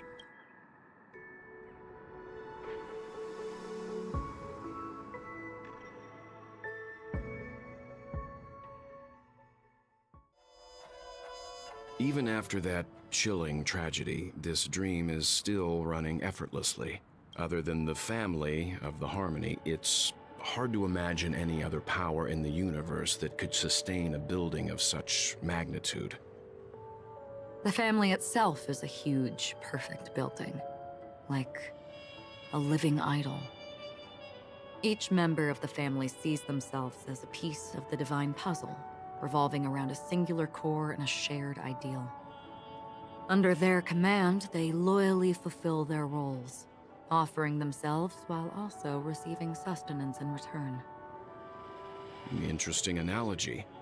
Perhaps that's why Penacony's beautiful dream has persisted for so long. But the human body has its limits, and so does the Divine's. That doesn't sound like the kind of comment a Galaxy Ranger would make. Just pointing out the facts. Mr. Yang will definitely have a better sense of what's going on than I do. Why do you say that, Miss Acheron? The beautiful dream is crumbling. But not because of a particular eon, a particular faction, or a particular visitor. Its collapse stems from a certain inevitability of human nature. The family refuses to acknowledge this, and it has ultimately backfired and become a catalyst. As people immerse their souls in the dreamscape, where consequences and pain cease to exist, and only ease and pleasure prevail, they draw closer and closer to necrosis. Regardless of the perceived bliss, death looms as the inevitable conclusion. Also, this necrosis will diffuse and spread. One piece of the puzzle's mutation will eventually cause the entire building to shake, break, and crumble. In the end, the dreams that people built in the name of freedom became the cage that imprisoned them. I'm sure you've gained a lot from this trip, Miss Acheron. Are you willing to share your findings with me? Of course. That's if I remember.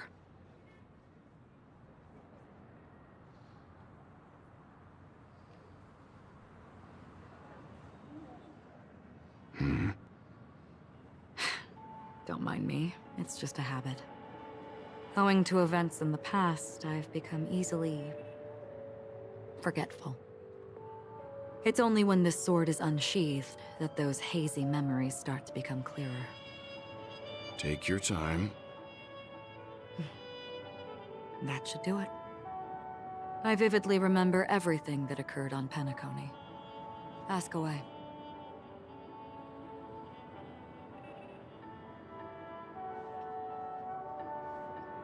The moment of daybreak.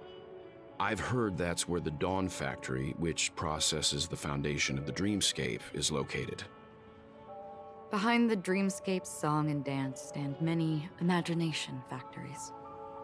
Workers create all kinds of whimsical works day in and day out in their dreams. Then they return to reality and sleep on a narrow bed in a room. A far cry from luxury. They say it will suffice. Experiencing the bizarre and motley dreamscape is the best reward. There I encountered a young woman who had just come of age. The perfect time to indulge in beautiful dreams. Her greatest wish was to one day move to the golden hour and see the magnificent garments she had woven with her own hands. For certain reasons, her wish was difficult to fulfill. But I managed to bring her a garment.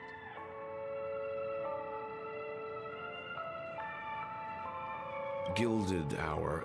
It's said to be Penacony's currency center. Yes.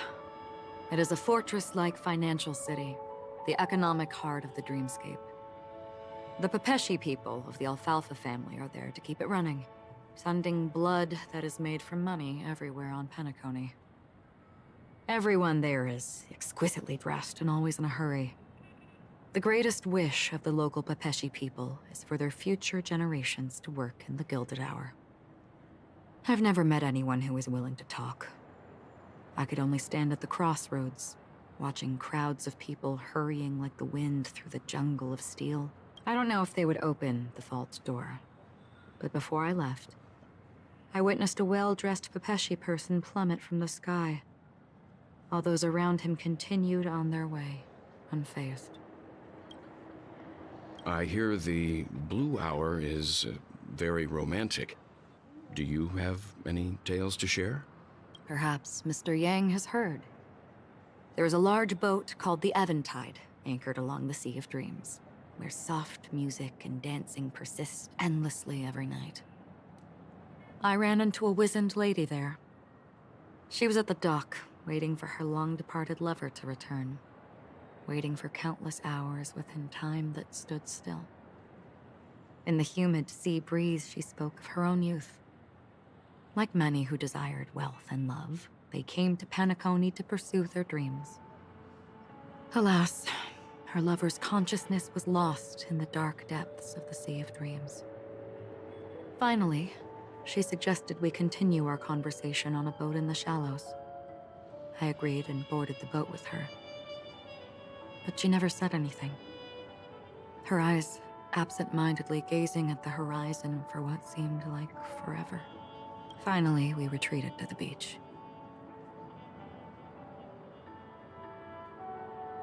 The dreamscape of chic, luxury, and consumerism, the moment of dusk. My companions have been there too. Then you all must have seen those who are attempting to realize their dreams. Or have realized them.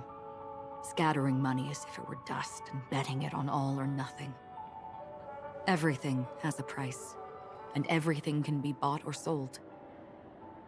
Even dreams themselves. I saw an Intellitron there, who was preparing to auction himself. When someone wins a bid, under stipulated periods and rules, he would do the buyer's every bidding, becoming that person's very possession. That Intellitron had been auctioned off 12 times, and I participated in his 13th. This time around, there were no successful bids for him. This is what I've seen and heard along the way. Someone once said to me, Penacony wasn't like this a long time ago, nor should it be. I've traveled through the reality and dreamscape of the planet of festivities, watched the tides of night rise and fall when time stopped for people,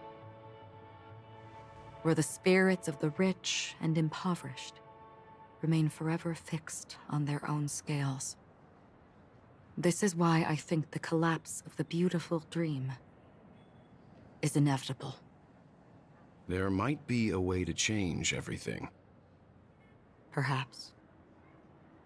But if this is indeed the world that people desire, if this is precisely why life chooses to slumber, should we still seek to change it?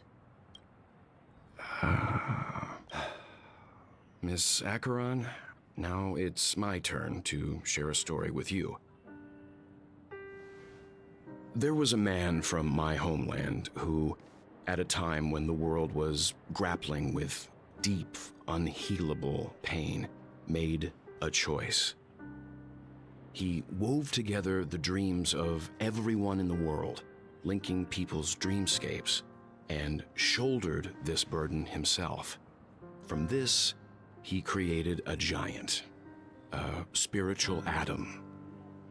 And since that moment, the giant stood between heaven and earth, becoming the pillar of the world's existence. As a price, those who found it hard to move forward, who could not advance, forever lost their future. They slumbered in a dream, devoid of disaster and pain, living out their days peacefully in the man's created utopia. And it is because of the wishes of those people who wished not to awaken that this spiritual atom became unbreakable. And yet, you stand here right now, which also means that man failed. Because people must always move towards the future. Even if human weaknesses make them pause when they truly cannot move forward, humanity will eventually seek a way to save itself. And that man, he was never a failure. Like everyone in that world, he etched the possibilities of human nature into his heart. He was the sun chaser of legend, soaring towards the sky and embracing his final victory with his fall. He ascended to heights uncharted, only to come face to face with the sun, a place not visited by anyone before. His wings would melt because of it, only for him to fall into the sea. And after that, countless others would surpass him, soaring to even greater heights. A fitting metaphor for the Nameless's trailblazing spirit. Thank you, Mr. Yang. I know what you wish to confirm. The universe has innumerable similar, yet different worlds. In these worlds, there are innumerable people who look alike, yet don't.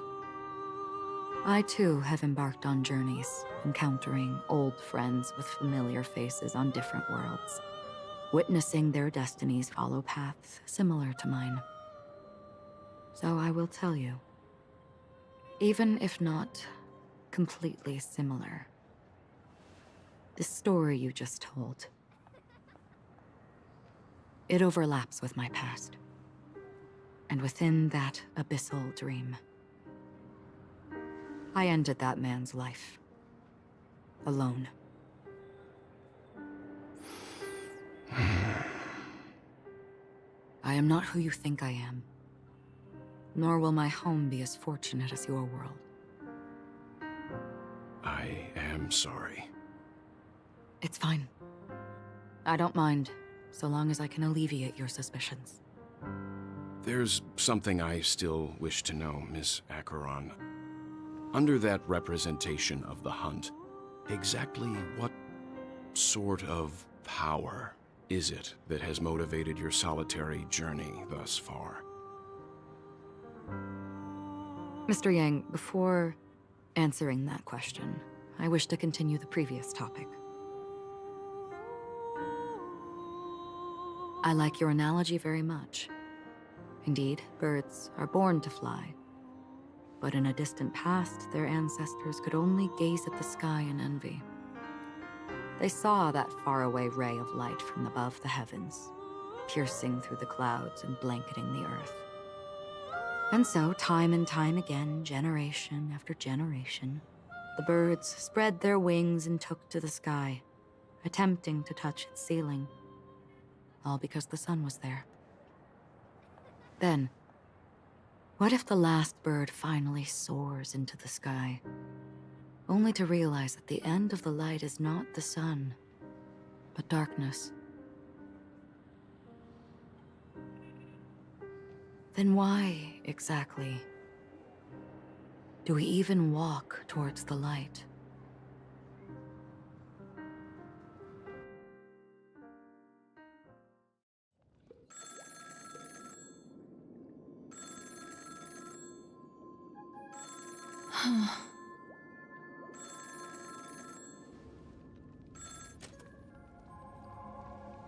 Long time no see. Having fun on Penacony? Acheron? This voice, it's not Constance. Could it be her companion? Though I don't know exactly what you are, or what you're up to, my bullets will find you. Until then, you best find a casket store on Penacony and ask the owner to reserve a good quality casket for you, imposter. Imposter? I see. She gave my whereabouts to someone who's tracking Acheron too. Who are you? Huh?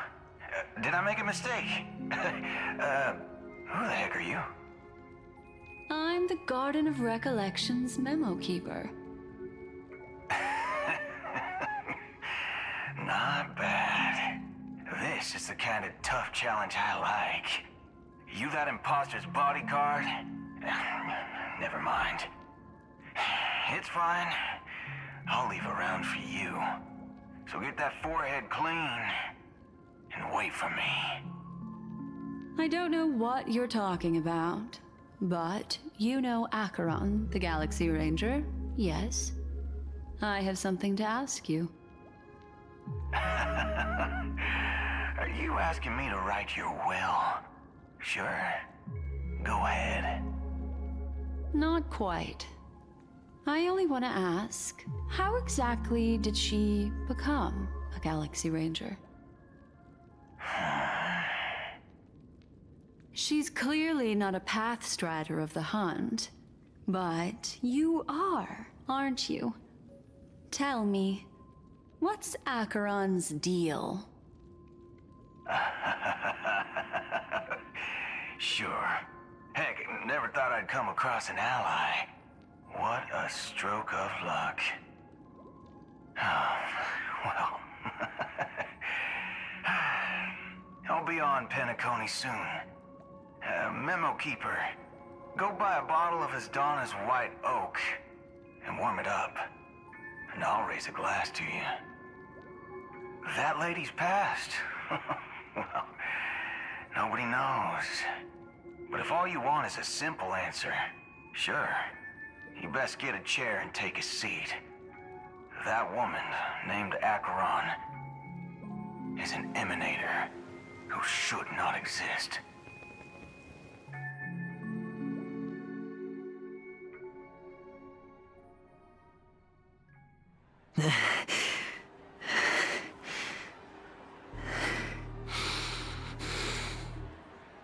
You look pale. Or is that also part of your act? I didn't think you'd have the nerve to show yourself. I thought this was exactly what you wanted. After all, I faithfully fulfilled my duties as you instructed. Just tell me if you can't hold on any longer. So, the genius of the Council of Mundanites wants to be my Undertaker now. My, what an honor. Yes, and I'm pretty sure the people at the Strategic Investment Department would love to be notified of your death in due time. But let's not forget, you won't be seeing them, because I'm the manager of this task. Great. Then tell your people that Aventurine is ready to go in 17 system hours. Oh, you've got a lot of nerve. How exactly do you plan on completing your task while your hands are tied by the Harmony? Well, my conversation with Sunday convinced me that there's a traitor in the family, and that they hold the secrets of Penacony. So, I took the opportunity to set everything in motion. I even managed to recover the gift money. Things haven't gone this smoothly since I walked through the doors of the Reverie. Now I'm only one step away from victory. Let's just wait and see. Sounds like a very elaborate way of saying that you failed. That's all I can say. Have you forgotten, Doctor? You betrayed me. Go. Do what you must. I look forward to the sight of the IPC fleet surrounding Penacony. That's true, but what's your plan? Well, who knows?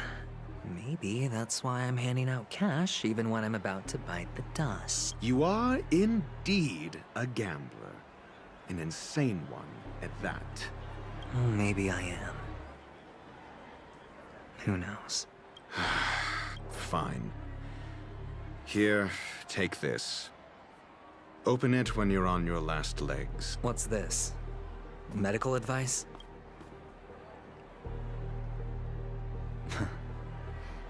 You catch on pretty fast, Doctor. Asking me to solve a case without giving a single clue. How typical of you, you wing-headed scoundrel. But the way you're all on edge about that stowaway, it's just as I guessed it would be. As for now, let the rain of wealth from the IPC fall evenly on everyone.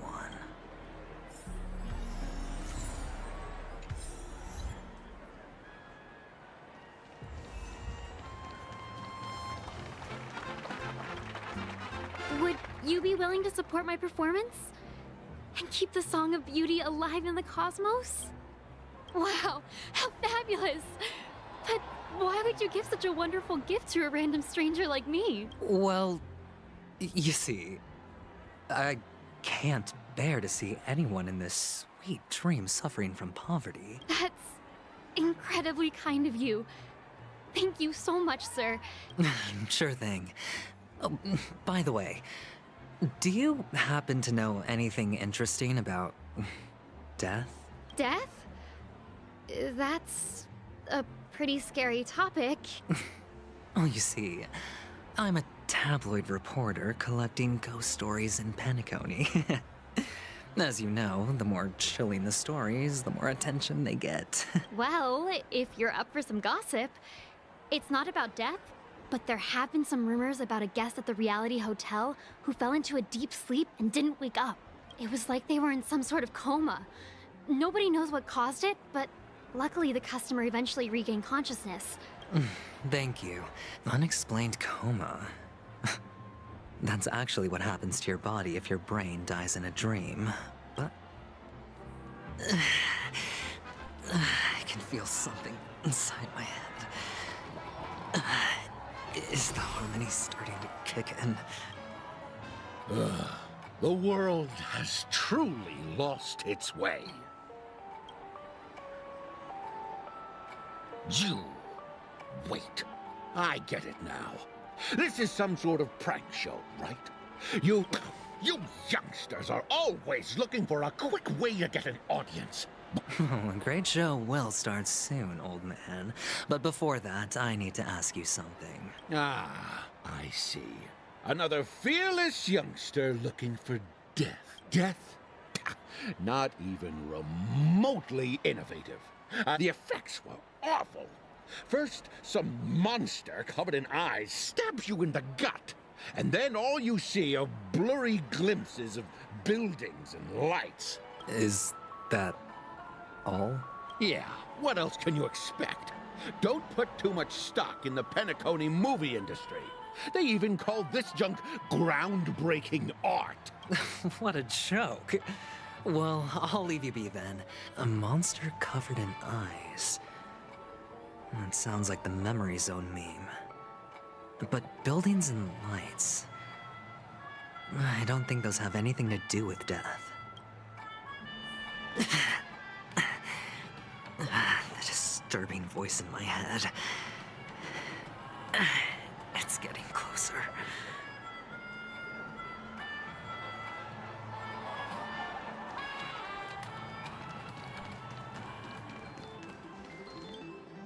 Take care, my friend. If you ever find yourself in danger, remember that the hounds are always ready to help.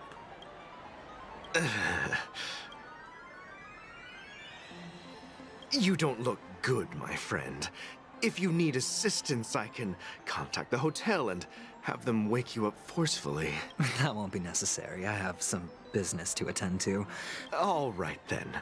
If you ever need help, don't hesitate to reach out to us hounds. Well, actually, I do need a favor. Stowaways? How could there be stowaways in Penacony? All right. Good luck with your work, then. What was I even thinking? Does everyone have to go through so much torment before joining the family? A sip of liquor. A blissful reprieve. Oh? You're giving these gems to me? Or are you just pitying me? Well, it really doesn't matter. You really shouldn't drink so much Soul Glad, my friend. Oh? Maybe I really should quit. But not before meeting the Devil of Soul Glad. The Devil of Soul Glad? Yeah. It's a seahorse with a long neck. They say it loves to appear to drunk people, especially the ones who are passed out on the side of the road. Yeah. Very funny indeed. Come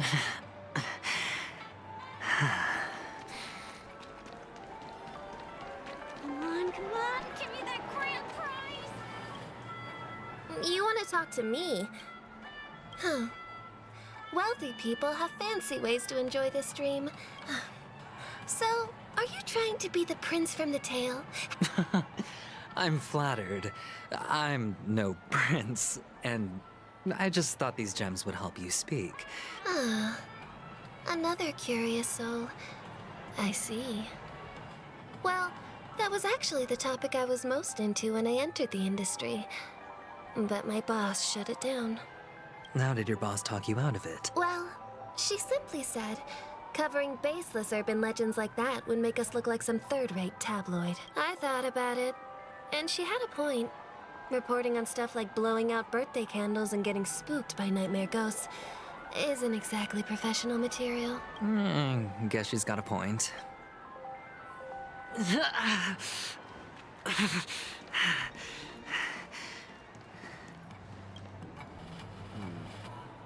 Were you wanting to talk to me? Sorry, I thought... Is this a gift? For me? Yes, it's for you. Just take it. Is this for real? Someone is actually giving me a gift. No, it's not much. I just want to ask you something. I knew it. What's on your mind? Neither. Oh, you sound just like my father. Always warning me about danger, even in dreams. He's an Intellitron, so his dream entry methods are different from us organics. Can't count on him to protect me if something does go haywire. Hey, stay positive.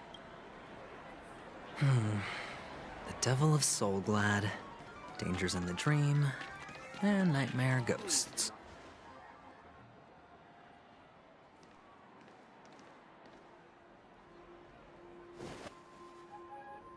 Remember what I said.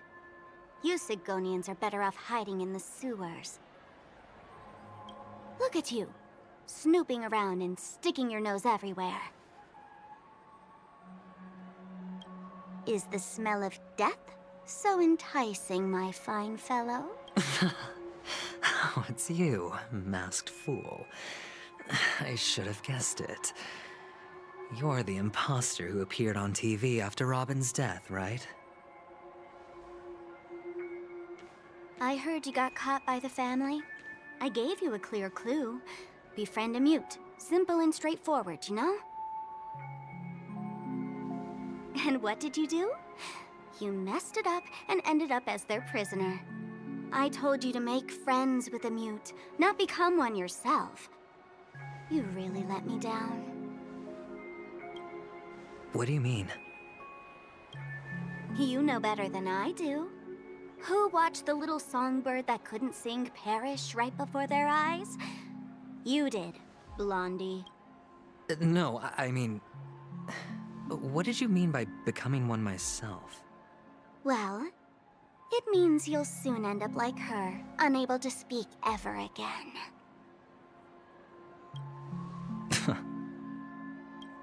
But it's a good thing if you ask me, because... Because I'm getting closer to the truth, right? Oh? Why else do you think I'm handing out cheap trinkets all over the streets, fool? All part of the act. Fool's bait. The more pathetic I seem, the more likely you'll come sniffing around.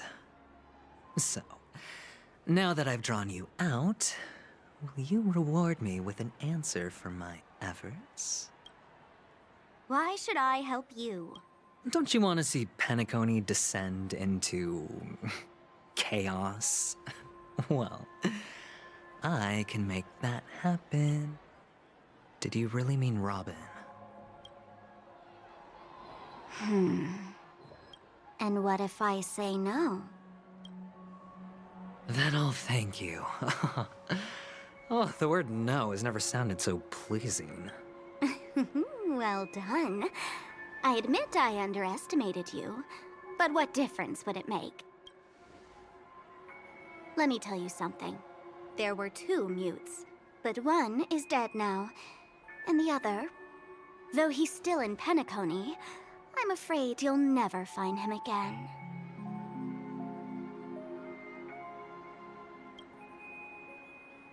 Now I'm completely sure that I was on the right track from the beginning and never strayed, fool. Right now, there are only 2 things missing from my grasp. The meaning behind the truth, and the means to expose it. How impressive. That's quite a fancy way of saying I haven't learned anything so far. Not exactly. I've gathered enough clues to prove its existence, and that's enough for me. As for the answers to my questions, I'll find them within 16 system hours. Oh, really? Only 16 system hours? Well, let me lend you a hand.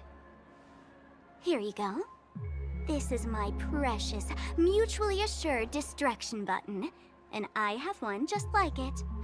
When either of us presses it, the other and the whole of Penacony will go up in smoke.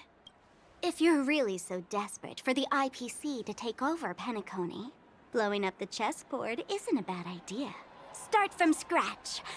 That's where the IPC excels, right?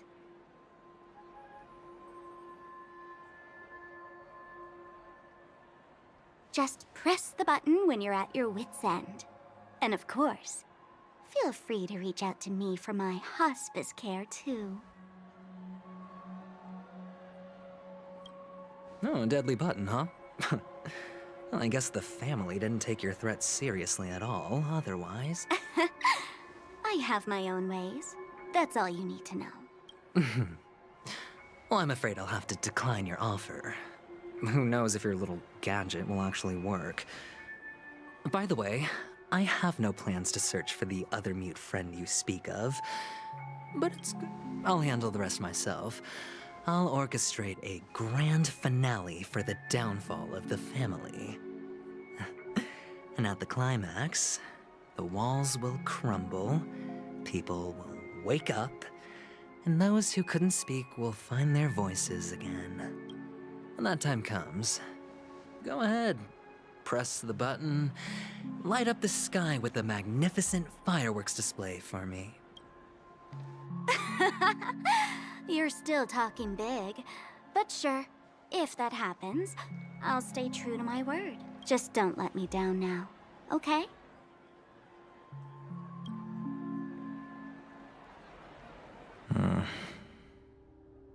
So, number 35.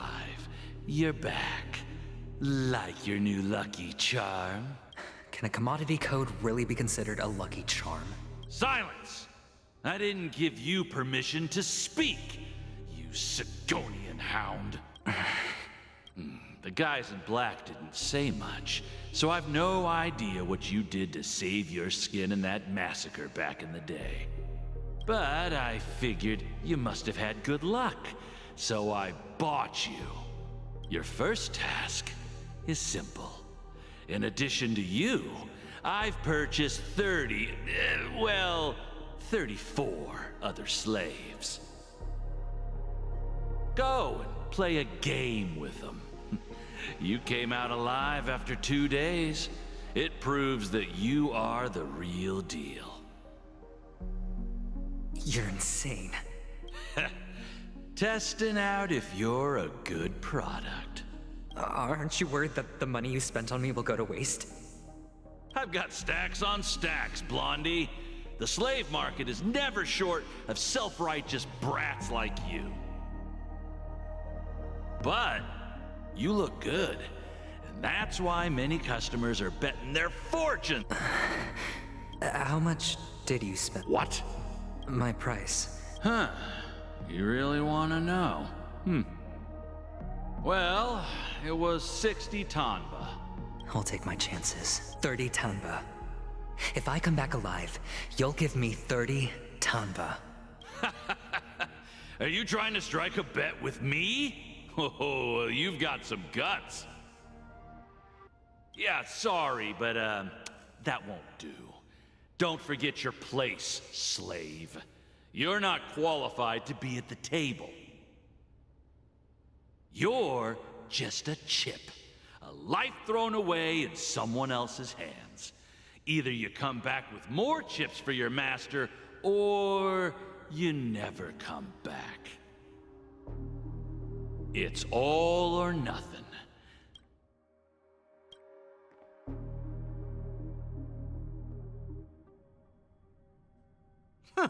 What brings you here, Gallagher? Some friends from the old days.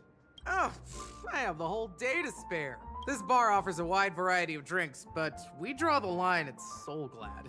What would you like to drink? Look! A lady as cool as Serval. Who's Serval?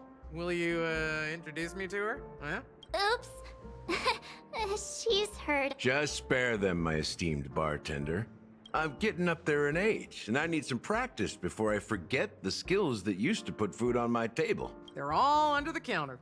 Since our guests have traveled from afar, That's exactly what I had in mind. Hey, my friends, do me a favor. Go around the bar and bring me any ingredients you fancy. The discussion might take quite some time. So I'll prepare some customized, non-alcoholic drinks for you. In the bar? But aren't all the ingredients right there on the counter? Why, we're in a dream, my lovely lady. You can help yourself to anything if you wish for it. Come. Oh, did you hear that? She just called me my lovely lady. Even in reality, mixing drinks is more than just throwing ingredients together. Only then can a perfect drink crafted with a customer's life story be created. In other words, what you get from your drink is down to luck. So don't overthink it.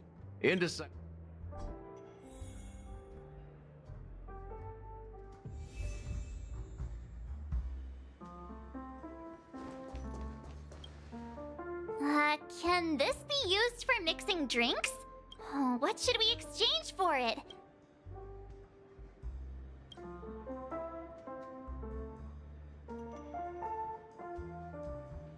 Whoa! The words on the note are changing. Happiness belongs to the noble.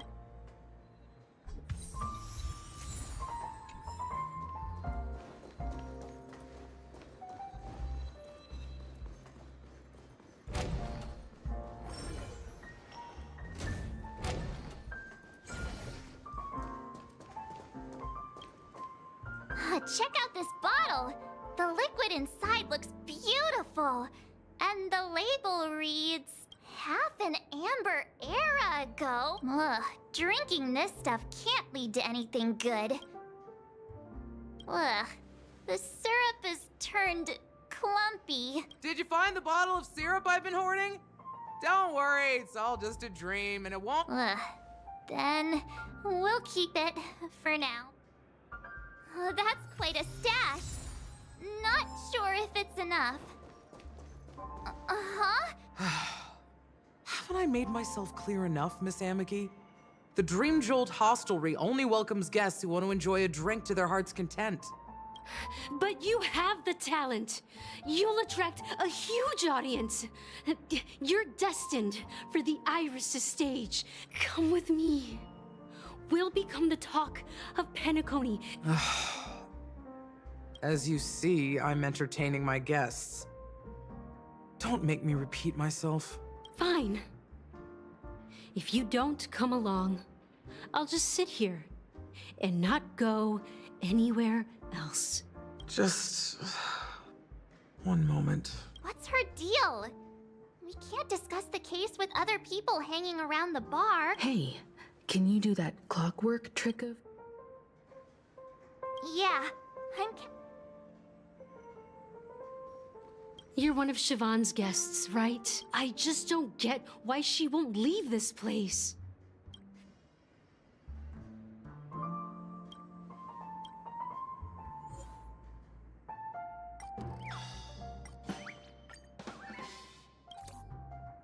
I've seen it. The moment when Siobhan and I share the stage, the crowd is going wild. applause crashing like waves. I've seen that scene countless times in my dreams, and every time it mesmerizes me. Want to raise a glass, my attentive listener?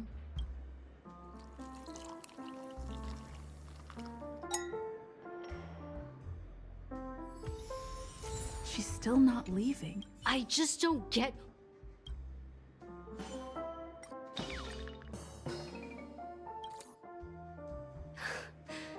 It's ridiculous, right? Our paths were never meant to cross. I'm too timid and shy. You don't know Siobhan's past, and you have no clue how radiant she used to be. I know she probably thinks I'm just trying to ride her fame to get ahead.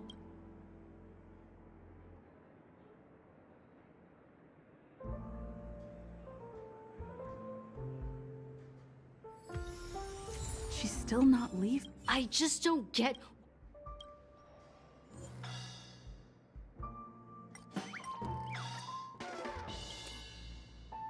Those darn Iris jerks! They're the ones who forced Siobhan into hiding here. I get it now. She's not leaving because she doesn't want to run into them. I can help clear the way for her. I can do her a favor. Well, talking to you has got me feeling a bit down. Maybe I should find a place to reflect on what Siobhan truly means to me. Here's the payment for the drinks. Amaki has left? That's good for her. Radiant dreams may be enticing, but they're nothing more than dreams. When you're ready, go to Gallagher.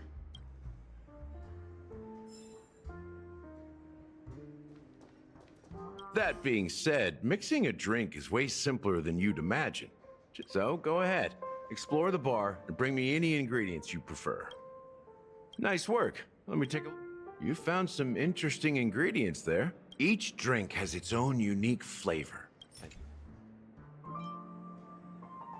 The original formula is said to be Nunu's favorite drink. Now that you've chosen the base, it's time to pick the adjunct.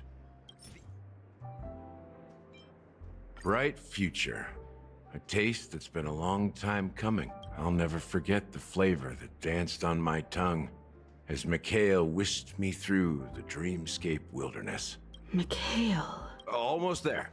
Let's pick a decoration. Which... Concentric circles. Well, it's done. Here's to you, the nameless, with this glass of a ticket to the boneyard. To the dead and the dying. Well done, Gallagher. So, are you satisfied? Oh, the flavors! The richness and layers of these flavors are a masterpiece. I'm not entirely sure what it all means. Well, if you're expecting a profound answer, I'm afraid I'll disappoint you. The imagery it implies is pretty straightforward. Does this true taste have anything to do with that Mikhail? Yeah, that name does sound familiar. I was right about you. You guys seem to know quite a bit. Let's dig deeper into the case, and of course, I'll tell you a story about Mikhail. All right, let's start with what we know based on the clues the family has. She managed to fool me at first. My age must be getting the best of me. But here on the planet of festivities, stowaways are a common sight. But here's the thing. We only received bad news. And the tricky, she simply vanished, leaving no trace in the dreamscape or reality, as if she had never come to Penacony at all. Huh? Does that mean... A clever metaphor. Let me be frank. This case, actually, is unlike anything the Bloodhound family has dealt with before. Dealt with before? So, Death does happen in Penacony. You've witnessed it, so there's no need to hide. Even the shiniest city has its dark side. Confronting the family based on that alone would be naive.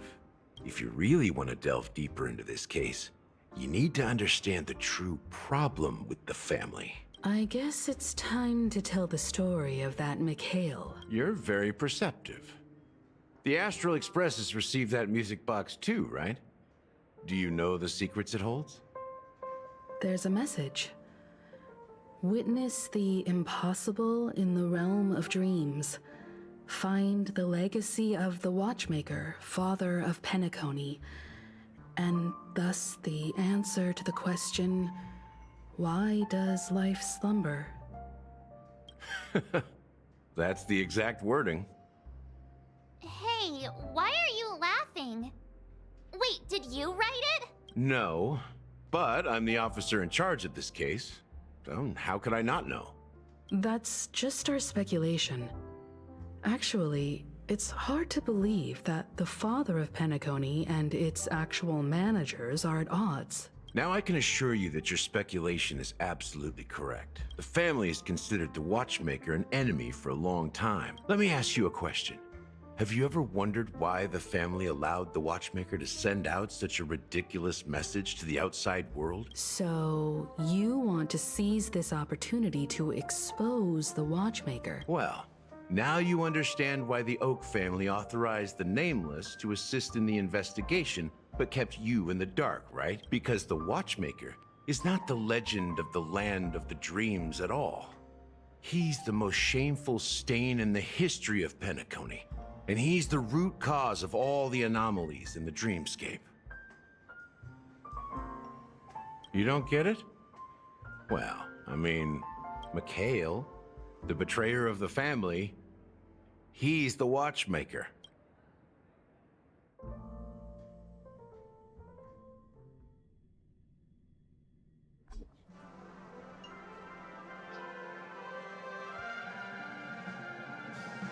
Here we are. Clock Studios theme park, the most popular entertainment center in Penacony. Wait, aren't we supposed to be discussing the Watchmaker? I would have expected you to take us to maybe a library or an archive room of sorts. The culture of a city reflects its history in the most authentic way. You know that Penacony used to be the IPC's prison planet, right? All the prisoners were brought here, helping the Garden of Recollection salvage the leaking memoria from the macrovoid. The prolonged exposure to high concentrations of memoria caused a unique phenomenon. But everything has a price, and sweet dreams are no exception. In the end, the dream world was unable to alleviate the suffering of prisoners in reality. He is Hanu, the great leader of Dreamville. History is always written by the winners. However, it's undeniable that Clocky is an animation that draws from Penacony's actual history. These characters not only exist in Dreamville, but also in the distant past. Once you realize this, you'll understand why we're here. There are so many members of the Bloodhound family around here. They just received a lockdown order, supposedly from Sunday himself. Who knows what it's for? So many of them. We don't need to go in. We don't want to draw any unwanted attention inside. Let's find a quiet spot and continue our view here is great, right? Including Clocky. If all the characters in the animation are based on characters in reality, then Clocky's counterpart is definitely the Watchmaker. In the animation, he's Hanu's partner and one of the founders of Dreamville. It was a monumental war for freedom. Hanunu fought alongside a motley crew of masked fools, nameless, history fictionologists, mourning actors, Omen vanguard. Among them was the person who would eventually be known as the Watchmaker. But if you do the math, doesn't that mean the Watchmaker was around for several centuries? I'm not sure, but Mikhail was already the Watchmaker when I met him, so maybe he inherited the title. How old are you now, Miss... I'm 13. No way. Not even. Hanunu freed the frontier prison, but peace still eluded him. With limited resources, threats from the outside world, and internal conflicts between major prison districts, the future of Osdana was uncertain. It wasn't until the Watchmaker approached the family with the idea of turning the prison into the planet of festivities. Thus, he became known as the Father of Penacony. But didn't you say the Watchmaker betrayed the family? No. I'm not his companion, but rather one of his many, but I am indeed a traitor. What did you do? I did nothing. And that's the worst betrayal of all. Just like you, I had close companions. We dedicated ourselves to Penacony. Mikhail was too old to protect his children anymore. So we left the family to find our own path, while they continue to praise the Watchmaker's name in the world. Behind closed doors, they condemn him on a pillar of shame. Nevertheless, we wanted to clear his name. We intended to find the real traitor, the one responsible for all this, and restore harmony to Penacony. But we failed. Too much time had passed, and the land of the dreams had become deeply corrupted. The family accepted me and made me an officer, supposedly as a form of forgiveness. But it was actually a punishment. I heard he died in obscurity, in a place where no one could find him. We're truly sorry for what happened. Apparently, someone has inherited the title of the Watchmaker and has been secretly working against the family all this time. Unfortunately, after all these years, I have no idea who that person is, or if they're even real. So, do you understand why I'm spilling all this info? Because I believe the girl's death must be connected to the Watchmaker's legacy. We will find the answers we are seeking. If it really is Mikhail's ghost, I want to meet him. If only for the last time. For those who despise me could form a line from here all the way to the entrance of the hotel. But those willing to look me in the eye and hear me out? I've told you all I know is a sign of gratitude. Something just happened at the theme park. How ironic. What's so different between the stowaways projected by Penacony today and the dream seekers once hailed as pioneers several amber eras ago? Gallagher does have a troubled past, it seems. While Firefly's whereabouts remain a mystery, his stories shed light on our suspicions about the true identity of the Watchmaker, his connection to the family, and the power struggles hidden behind sweet dreams and death.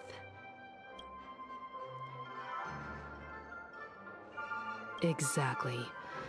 Gallagher suggests that the real traitor is someone else, probably within the Oak family.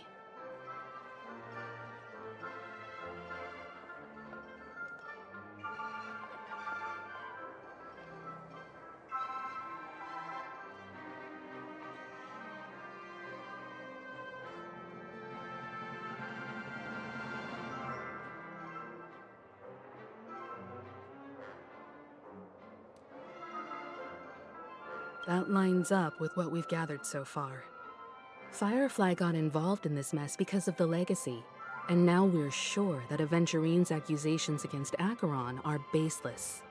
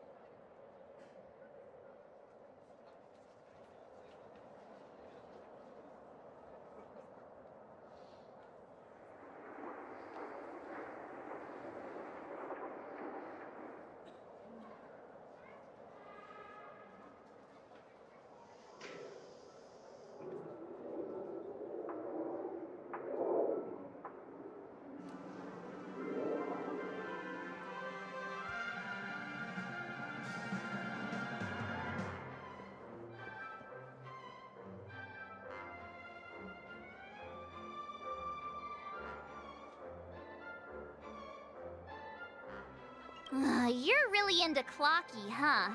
He's just a fictional character, not a real person. Speaking of which, that Clocky who only reveals himself to you is quite intriguing. Now that we've confirmed a lot of our suspicions, let's take a moment to think about the clues we have.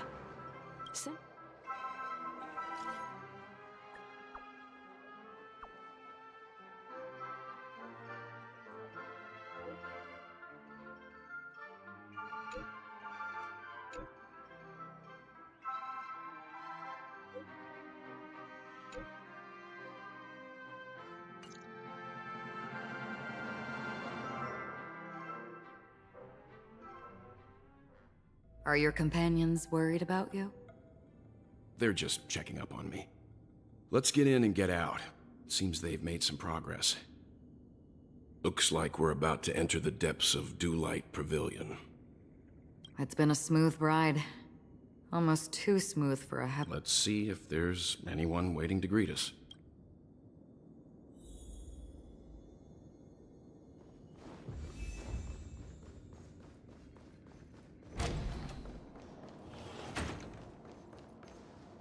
Something feels off. A grand mansion like this and not a butler or servant in sight.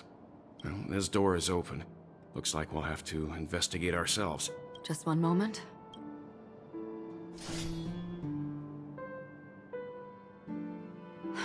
Light. I've made myself less noticeable. I see. What an interesting technique.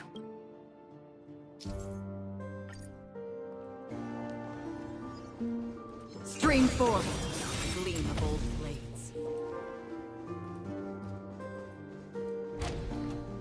The model in the sandpit. It's the golden hour. And the footprints here are different from the rest. There are two sets of them. Stream forth. Looks like outsiders might have passed through here not long ago.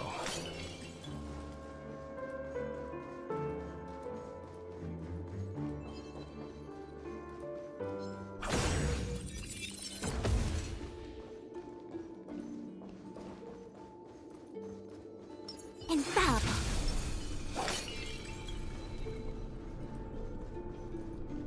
Well, there aren't any people in this mix. Trickier to crack. Time for a buzz. No matter. All things human creations. No matter.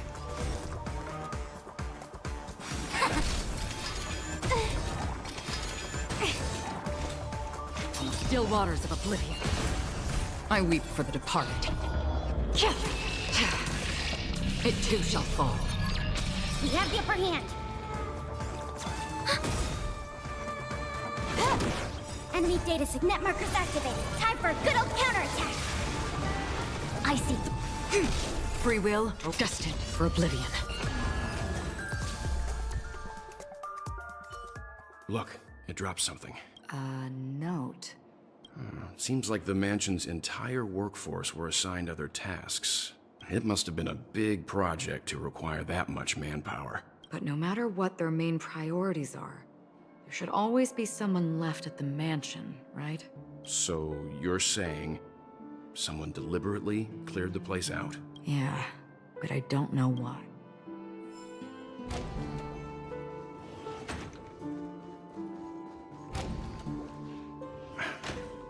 No one here either. Since no one's around to entertain us, let's make ourselves at home.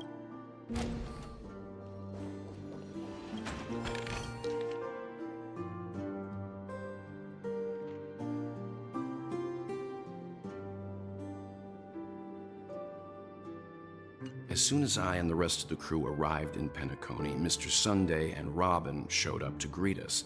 Robin believed it was because the harmony had been tampered with somehow.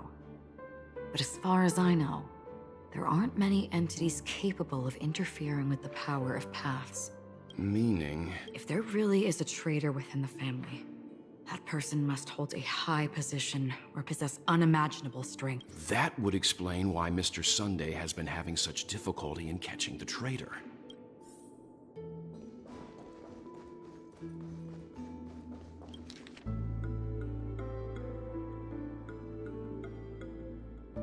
The information about Robin, Firefly, and the other victims. Looks like the rumors were right. Death does seem to be targeting random victims. He's just surprised that it has resurfaced. This light cone is securely guarded.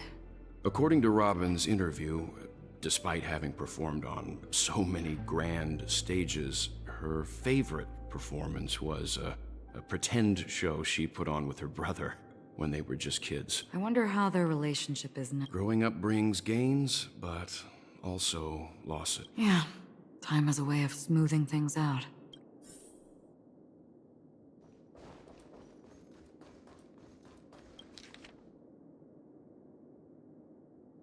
Mr. Sunday has done some serious research on his suspects. They all seem to be insiders. Huh? Wait, these characteristics. What is it? No, nothing. Maybe I'm just overthinking things. However, if this traitor really exists, could they be responsible for Firefly and Robin's deaths? Perhaps that's why Sunday is taking this.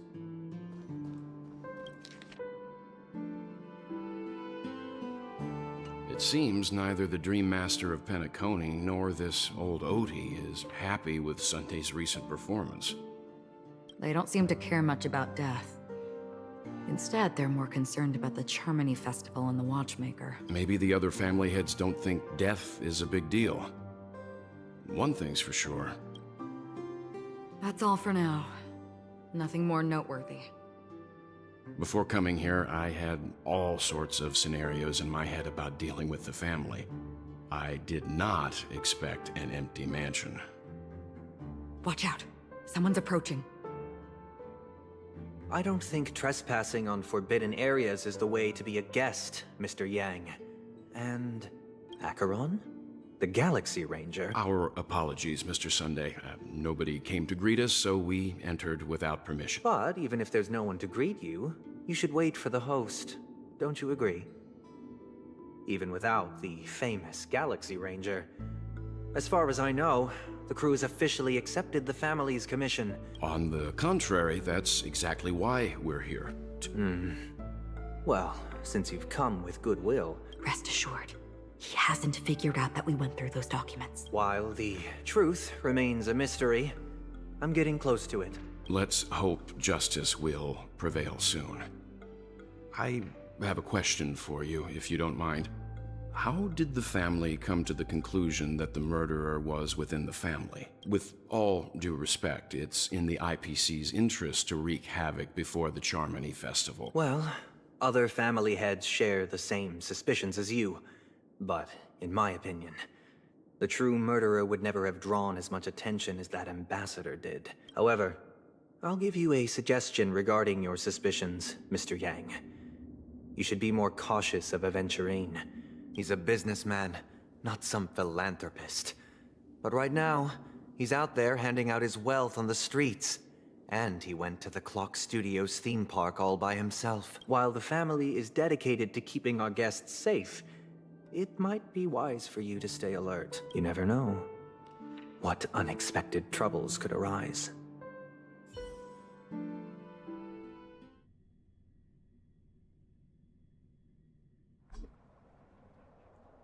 According to a Pierpoint hotline tip, there was a major breakthrough in the shocking Ejhazio Aventurine case. This fraud case has been linked to many departments within the Interastral Peace Corporation and the Intelligentsia Guild. The case's main suspect originates from Sigonia 4 and is one of the survivors of the second Kataka Abjin extinction event. As per Strategic Investment Department head Diamond's sentiments, the IPC has appropriately relocated the suspect in the spirit of the Charter. What pretty eyes. Tell me, do they shine in the dark? Well, if they did, I'd sell them in a heartbeat. You don't know how many people long for your eyes to be closed forever. No lawyer has the audacity to defend you. Not difficult, but definitely pointless. You're pretty confident on your eloquence. Did you also think that when you lied to the Intelligentsia Guild? Ask and you shall receive. You wanted the perfect construction material. If your luck holds out, the IPC will dig something up from the golden sands of Ejihazo. I'll admit that. What I'm more curious about, though, is why such a grand scheme failed to benefit anyone in the end. Madam, I already have what I want. To be brought before you for the... Then let's talk about the second gamble. Tell me, what are you prepared to wager this time? My life. What do you want, then? I want your Lenore to meet with me. And then what? I want cash. It can't be that simple, can it? It is that simple. 30 tanbas. The remainder of my... market value. With this money, I'll climb to even greater heights than you. Grasp even more riches than you. Interesting.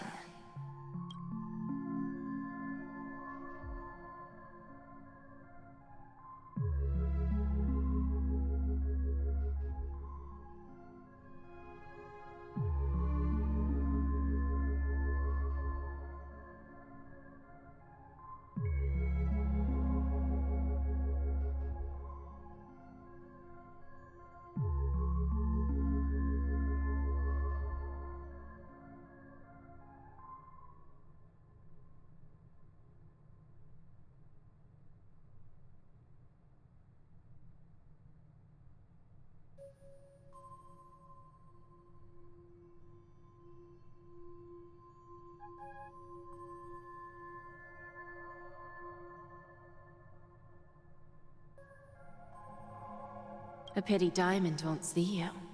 No one gets to see him. From here on out, I am Diamond's representative. You're wrong. 30 tanbas. I'll give you that. And much more than that. Kakavasha.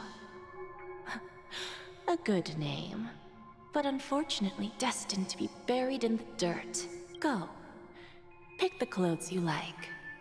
Then choose your desired identity. May your plans never suffer failure. Life is like a long-term investment. People can't always make the right choices in their lives.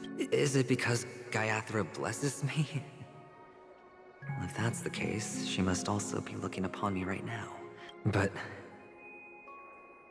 what then? Even if I overcome this difficult trial, what would come next? Will I return triumphant with unending riches after countless successes, or will I encounter failure, never to return? I'm pretty sure you already have some ideas, lowly gambler.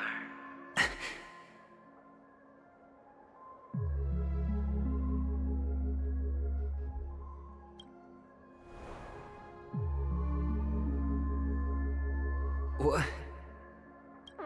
What?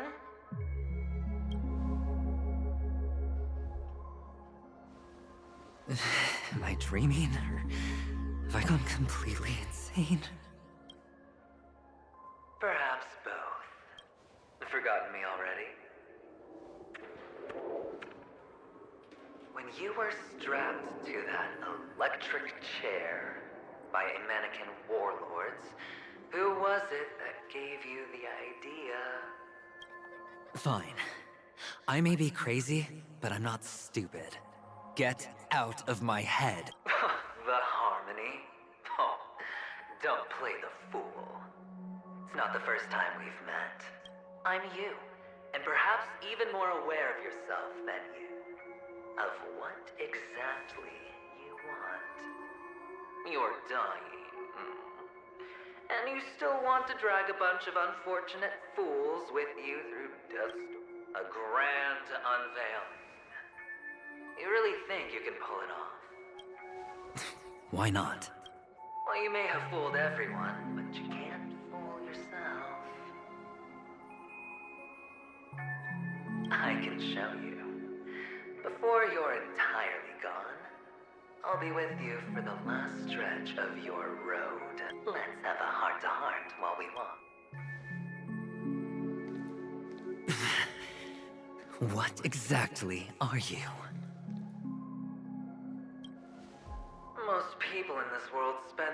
entire lives just to reach one outcome. And I am that outcome. Kakavasha, I am your future. First, I'm hearing things, and now I'm seeing them. Great. Am I going to be elevated into the Harmony's Emanator? Just a Pepeshi? No. A child. I thought minors weren't allowed in Golden Hour. Hey, kid. You okay? Are you lost? What's wrong, mister? You don't look well.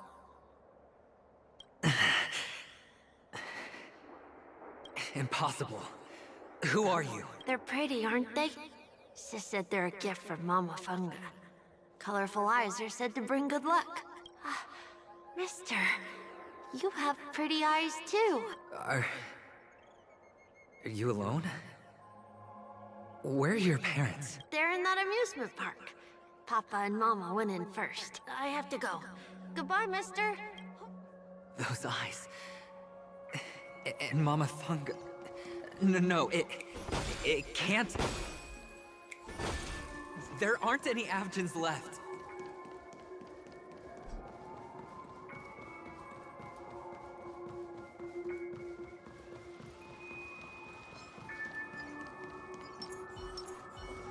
Stream forth, the gleam of old blades.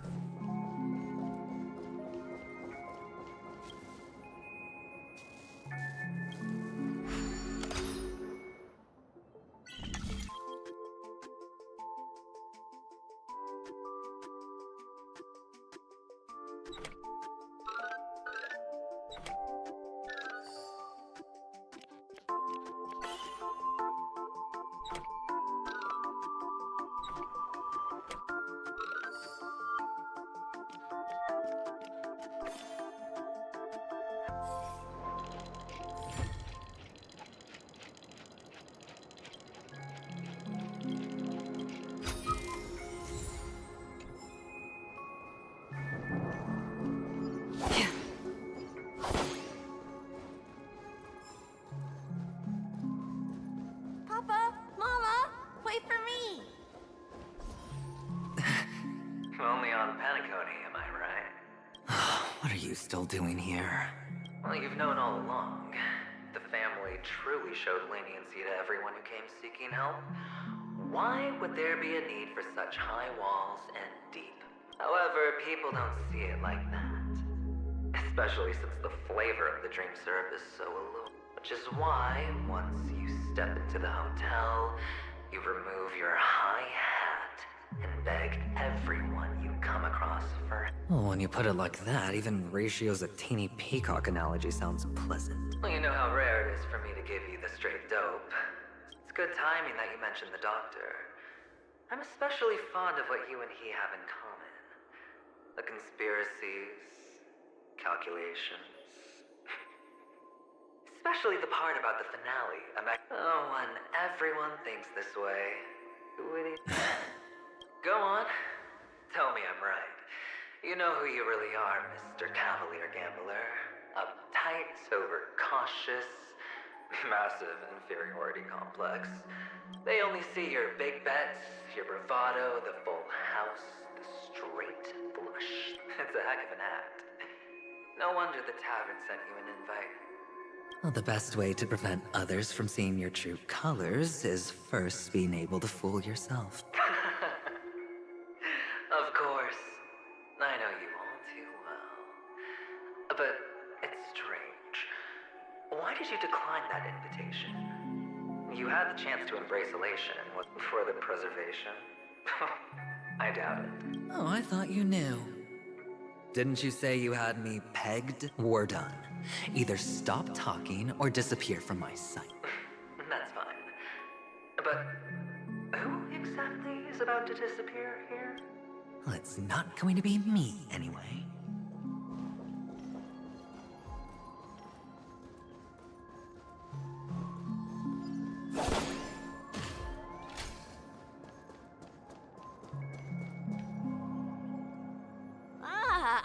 Playing hide and seek.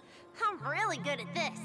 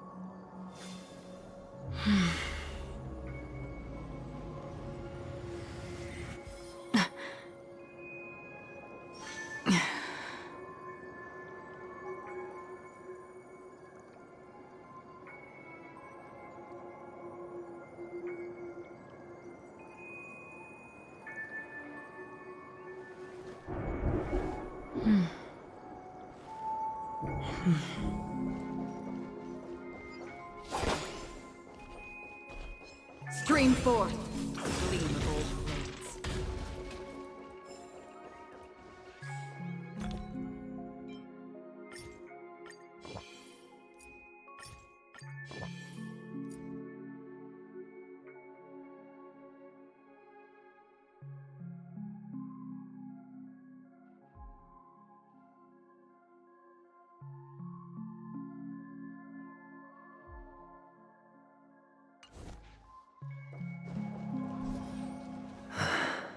Hide and seek. When Mama said goodbye that day, how many catechins were like jackals hot on your heels?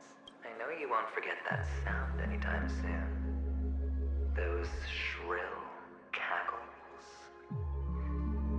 You had to hide right under the noses of those savages. You and Big Sis. It wasn't ruined. I've always kept it. Come on. It's a rag. Now you don't have to hide. You probably won't even deign to get your pretty outfit wet in the rain. I've never changed. On the contrary, now you're the one who does the hunting. That child. Could he be in here?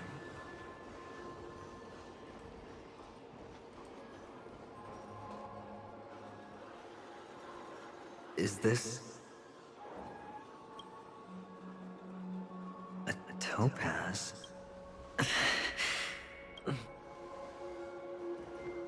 What? Does your cornerstone wrench out your heart, son? I was merely curious at why it was here. Maybe that winged guy put it here. To taunt you. The cornerstone's hue is the same as the radiance of Clipant's body. This is just bait. Of course. That's why Ratio's betrayal was one of the keys to your plan. Or maybe he wasn't acting at all. All the better for you. Sunday didn't become head of the Oak family by acting sloppy. He's obsessed with control, which is why you had Ratio seek him out and leak the plan on purpose.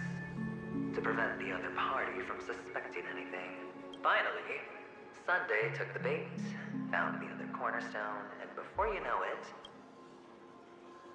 everyone's distracted enough for you to steal the third stone right out from under them. Why don't you stop rummaging through my mind? Your mind. It's our mind. You're me, and I'm you. The best way to prevent others from seeing your true colors is to first be able to fool yourself. Really? You can't even fool yourself. This is the other cornerstone in Sunday's hands. Rather beautiful green. Just like you. Tell me, what's its name? Why are you even asking me? Must I do all the work? Aventurine is the stone of luck and trickery. That's what she said when you received the stone, wasn't it? This type of stone isn't rare, but its hue is very similar to a certain gem. In fact, it's often used as a substitute. And that more precious gem is jade. Even Sunday can't tell the difference. Oh, looks like jade can be substituted for aventurine, too. Aventurine, topaz, jade. 3 elites, 3 cornerstones who, for a measly penny, offered their everything. As I've said before, 3 chips are sufficient. But will it be the former or the latter? So, where's the real aventurine stone? Take it out. Suddenly, you don't know where it is? I just want to hear you say it. After all, it really does resemble its owner.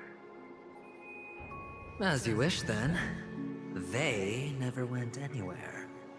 They're right where they... piled up with these cheap baubles. You smashed the aventurine stone before you left? Oh, just look at it. Shattered. Just like your life. Poor thing. A humble pebble coated in the most lustrous sheen. You're absolutely clear about the consequences of doing this. Blasphemy. Well, Diamond has always been all about results. As long as I could create value far beyond the cost.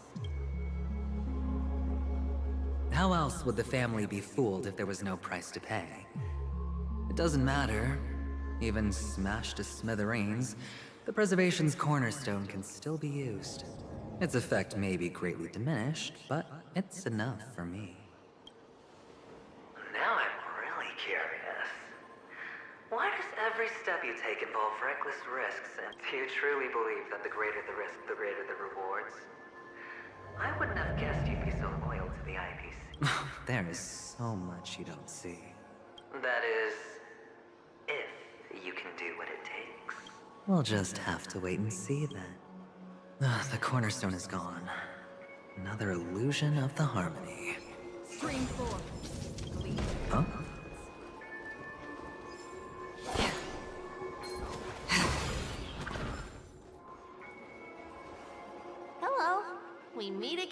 Mr. Pretty Eyes?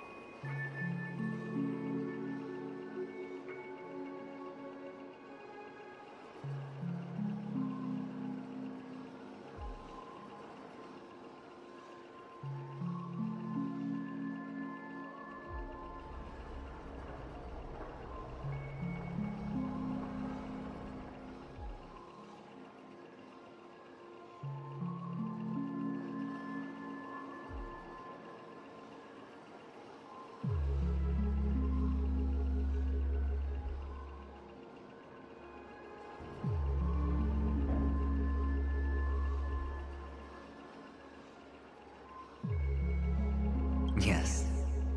We meet again. Of course! Big Sis is there too. I'm so happy. Yes, that's it. Putting many drawings together and turning them into a moving wall painting. They put me, Papa, Mama, and Big Sis together, turning us into one big family. You should give it a try too, mister. Sure.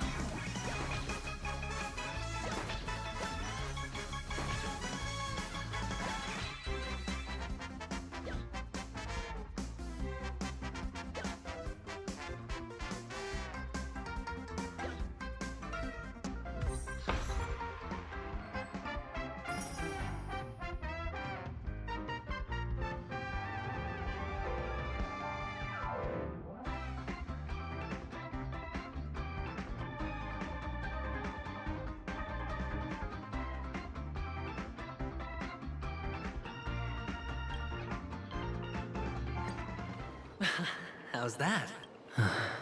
Boring.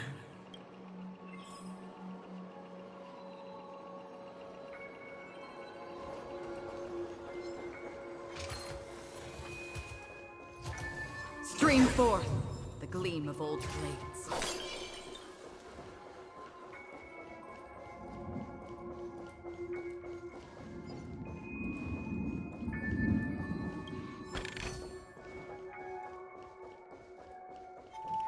Stream forth the gleam of old blades.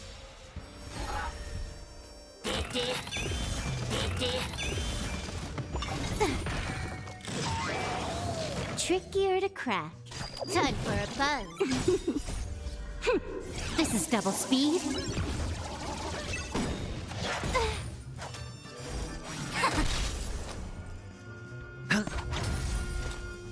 On the still waters of oblivion, I weep for the departed. It too shall fall.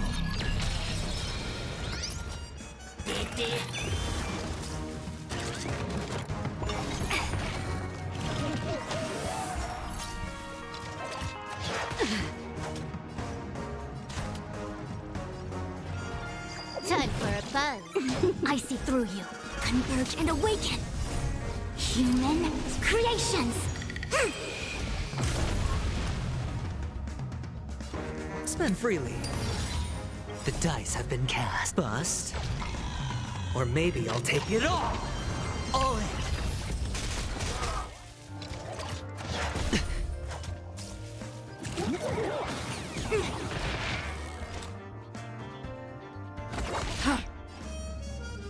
Time for a buzz. This is double speed. I weep for the departed. It too shall fall.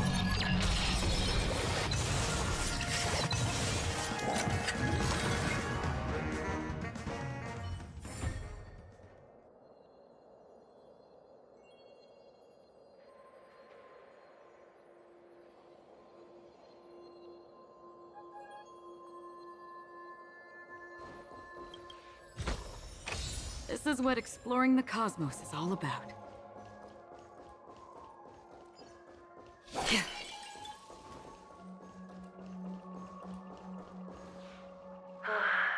Why aren't you talking?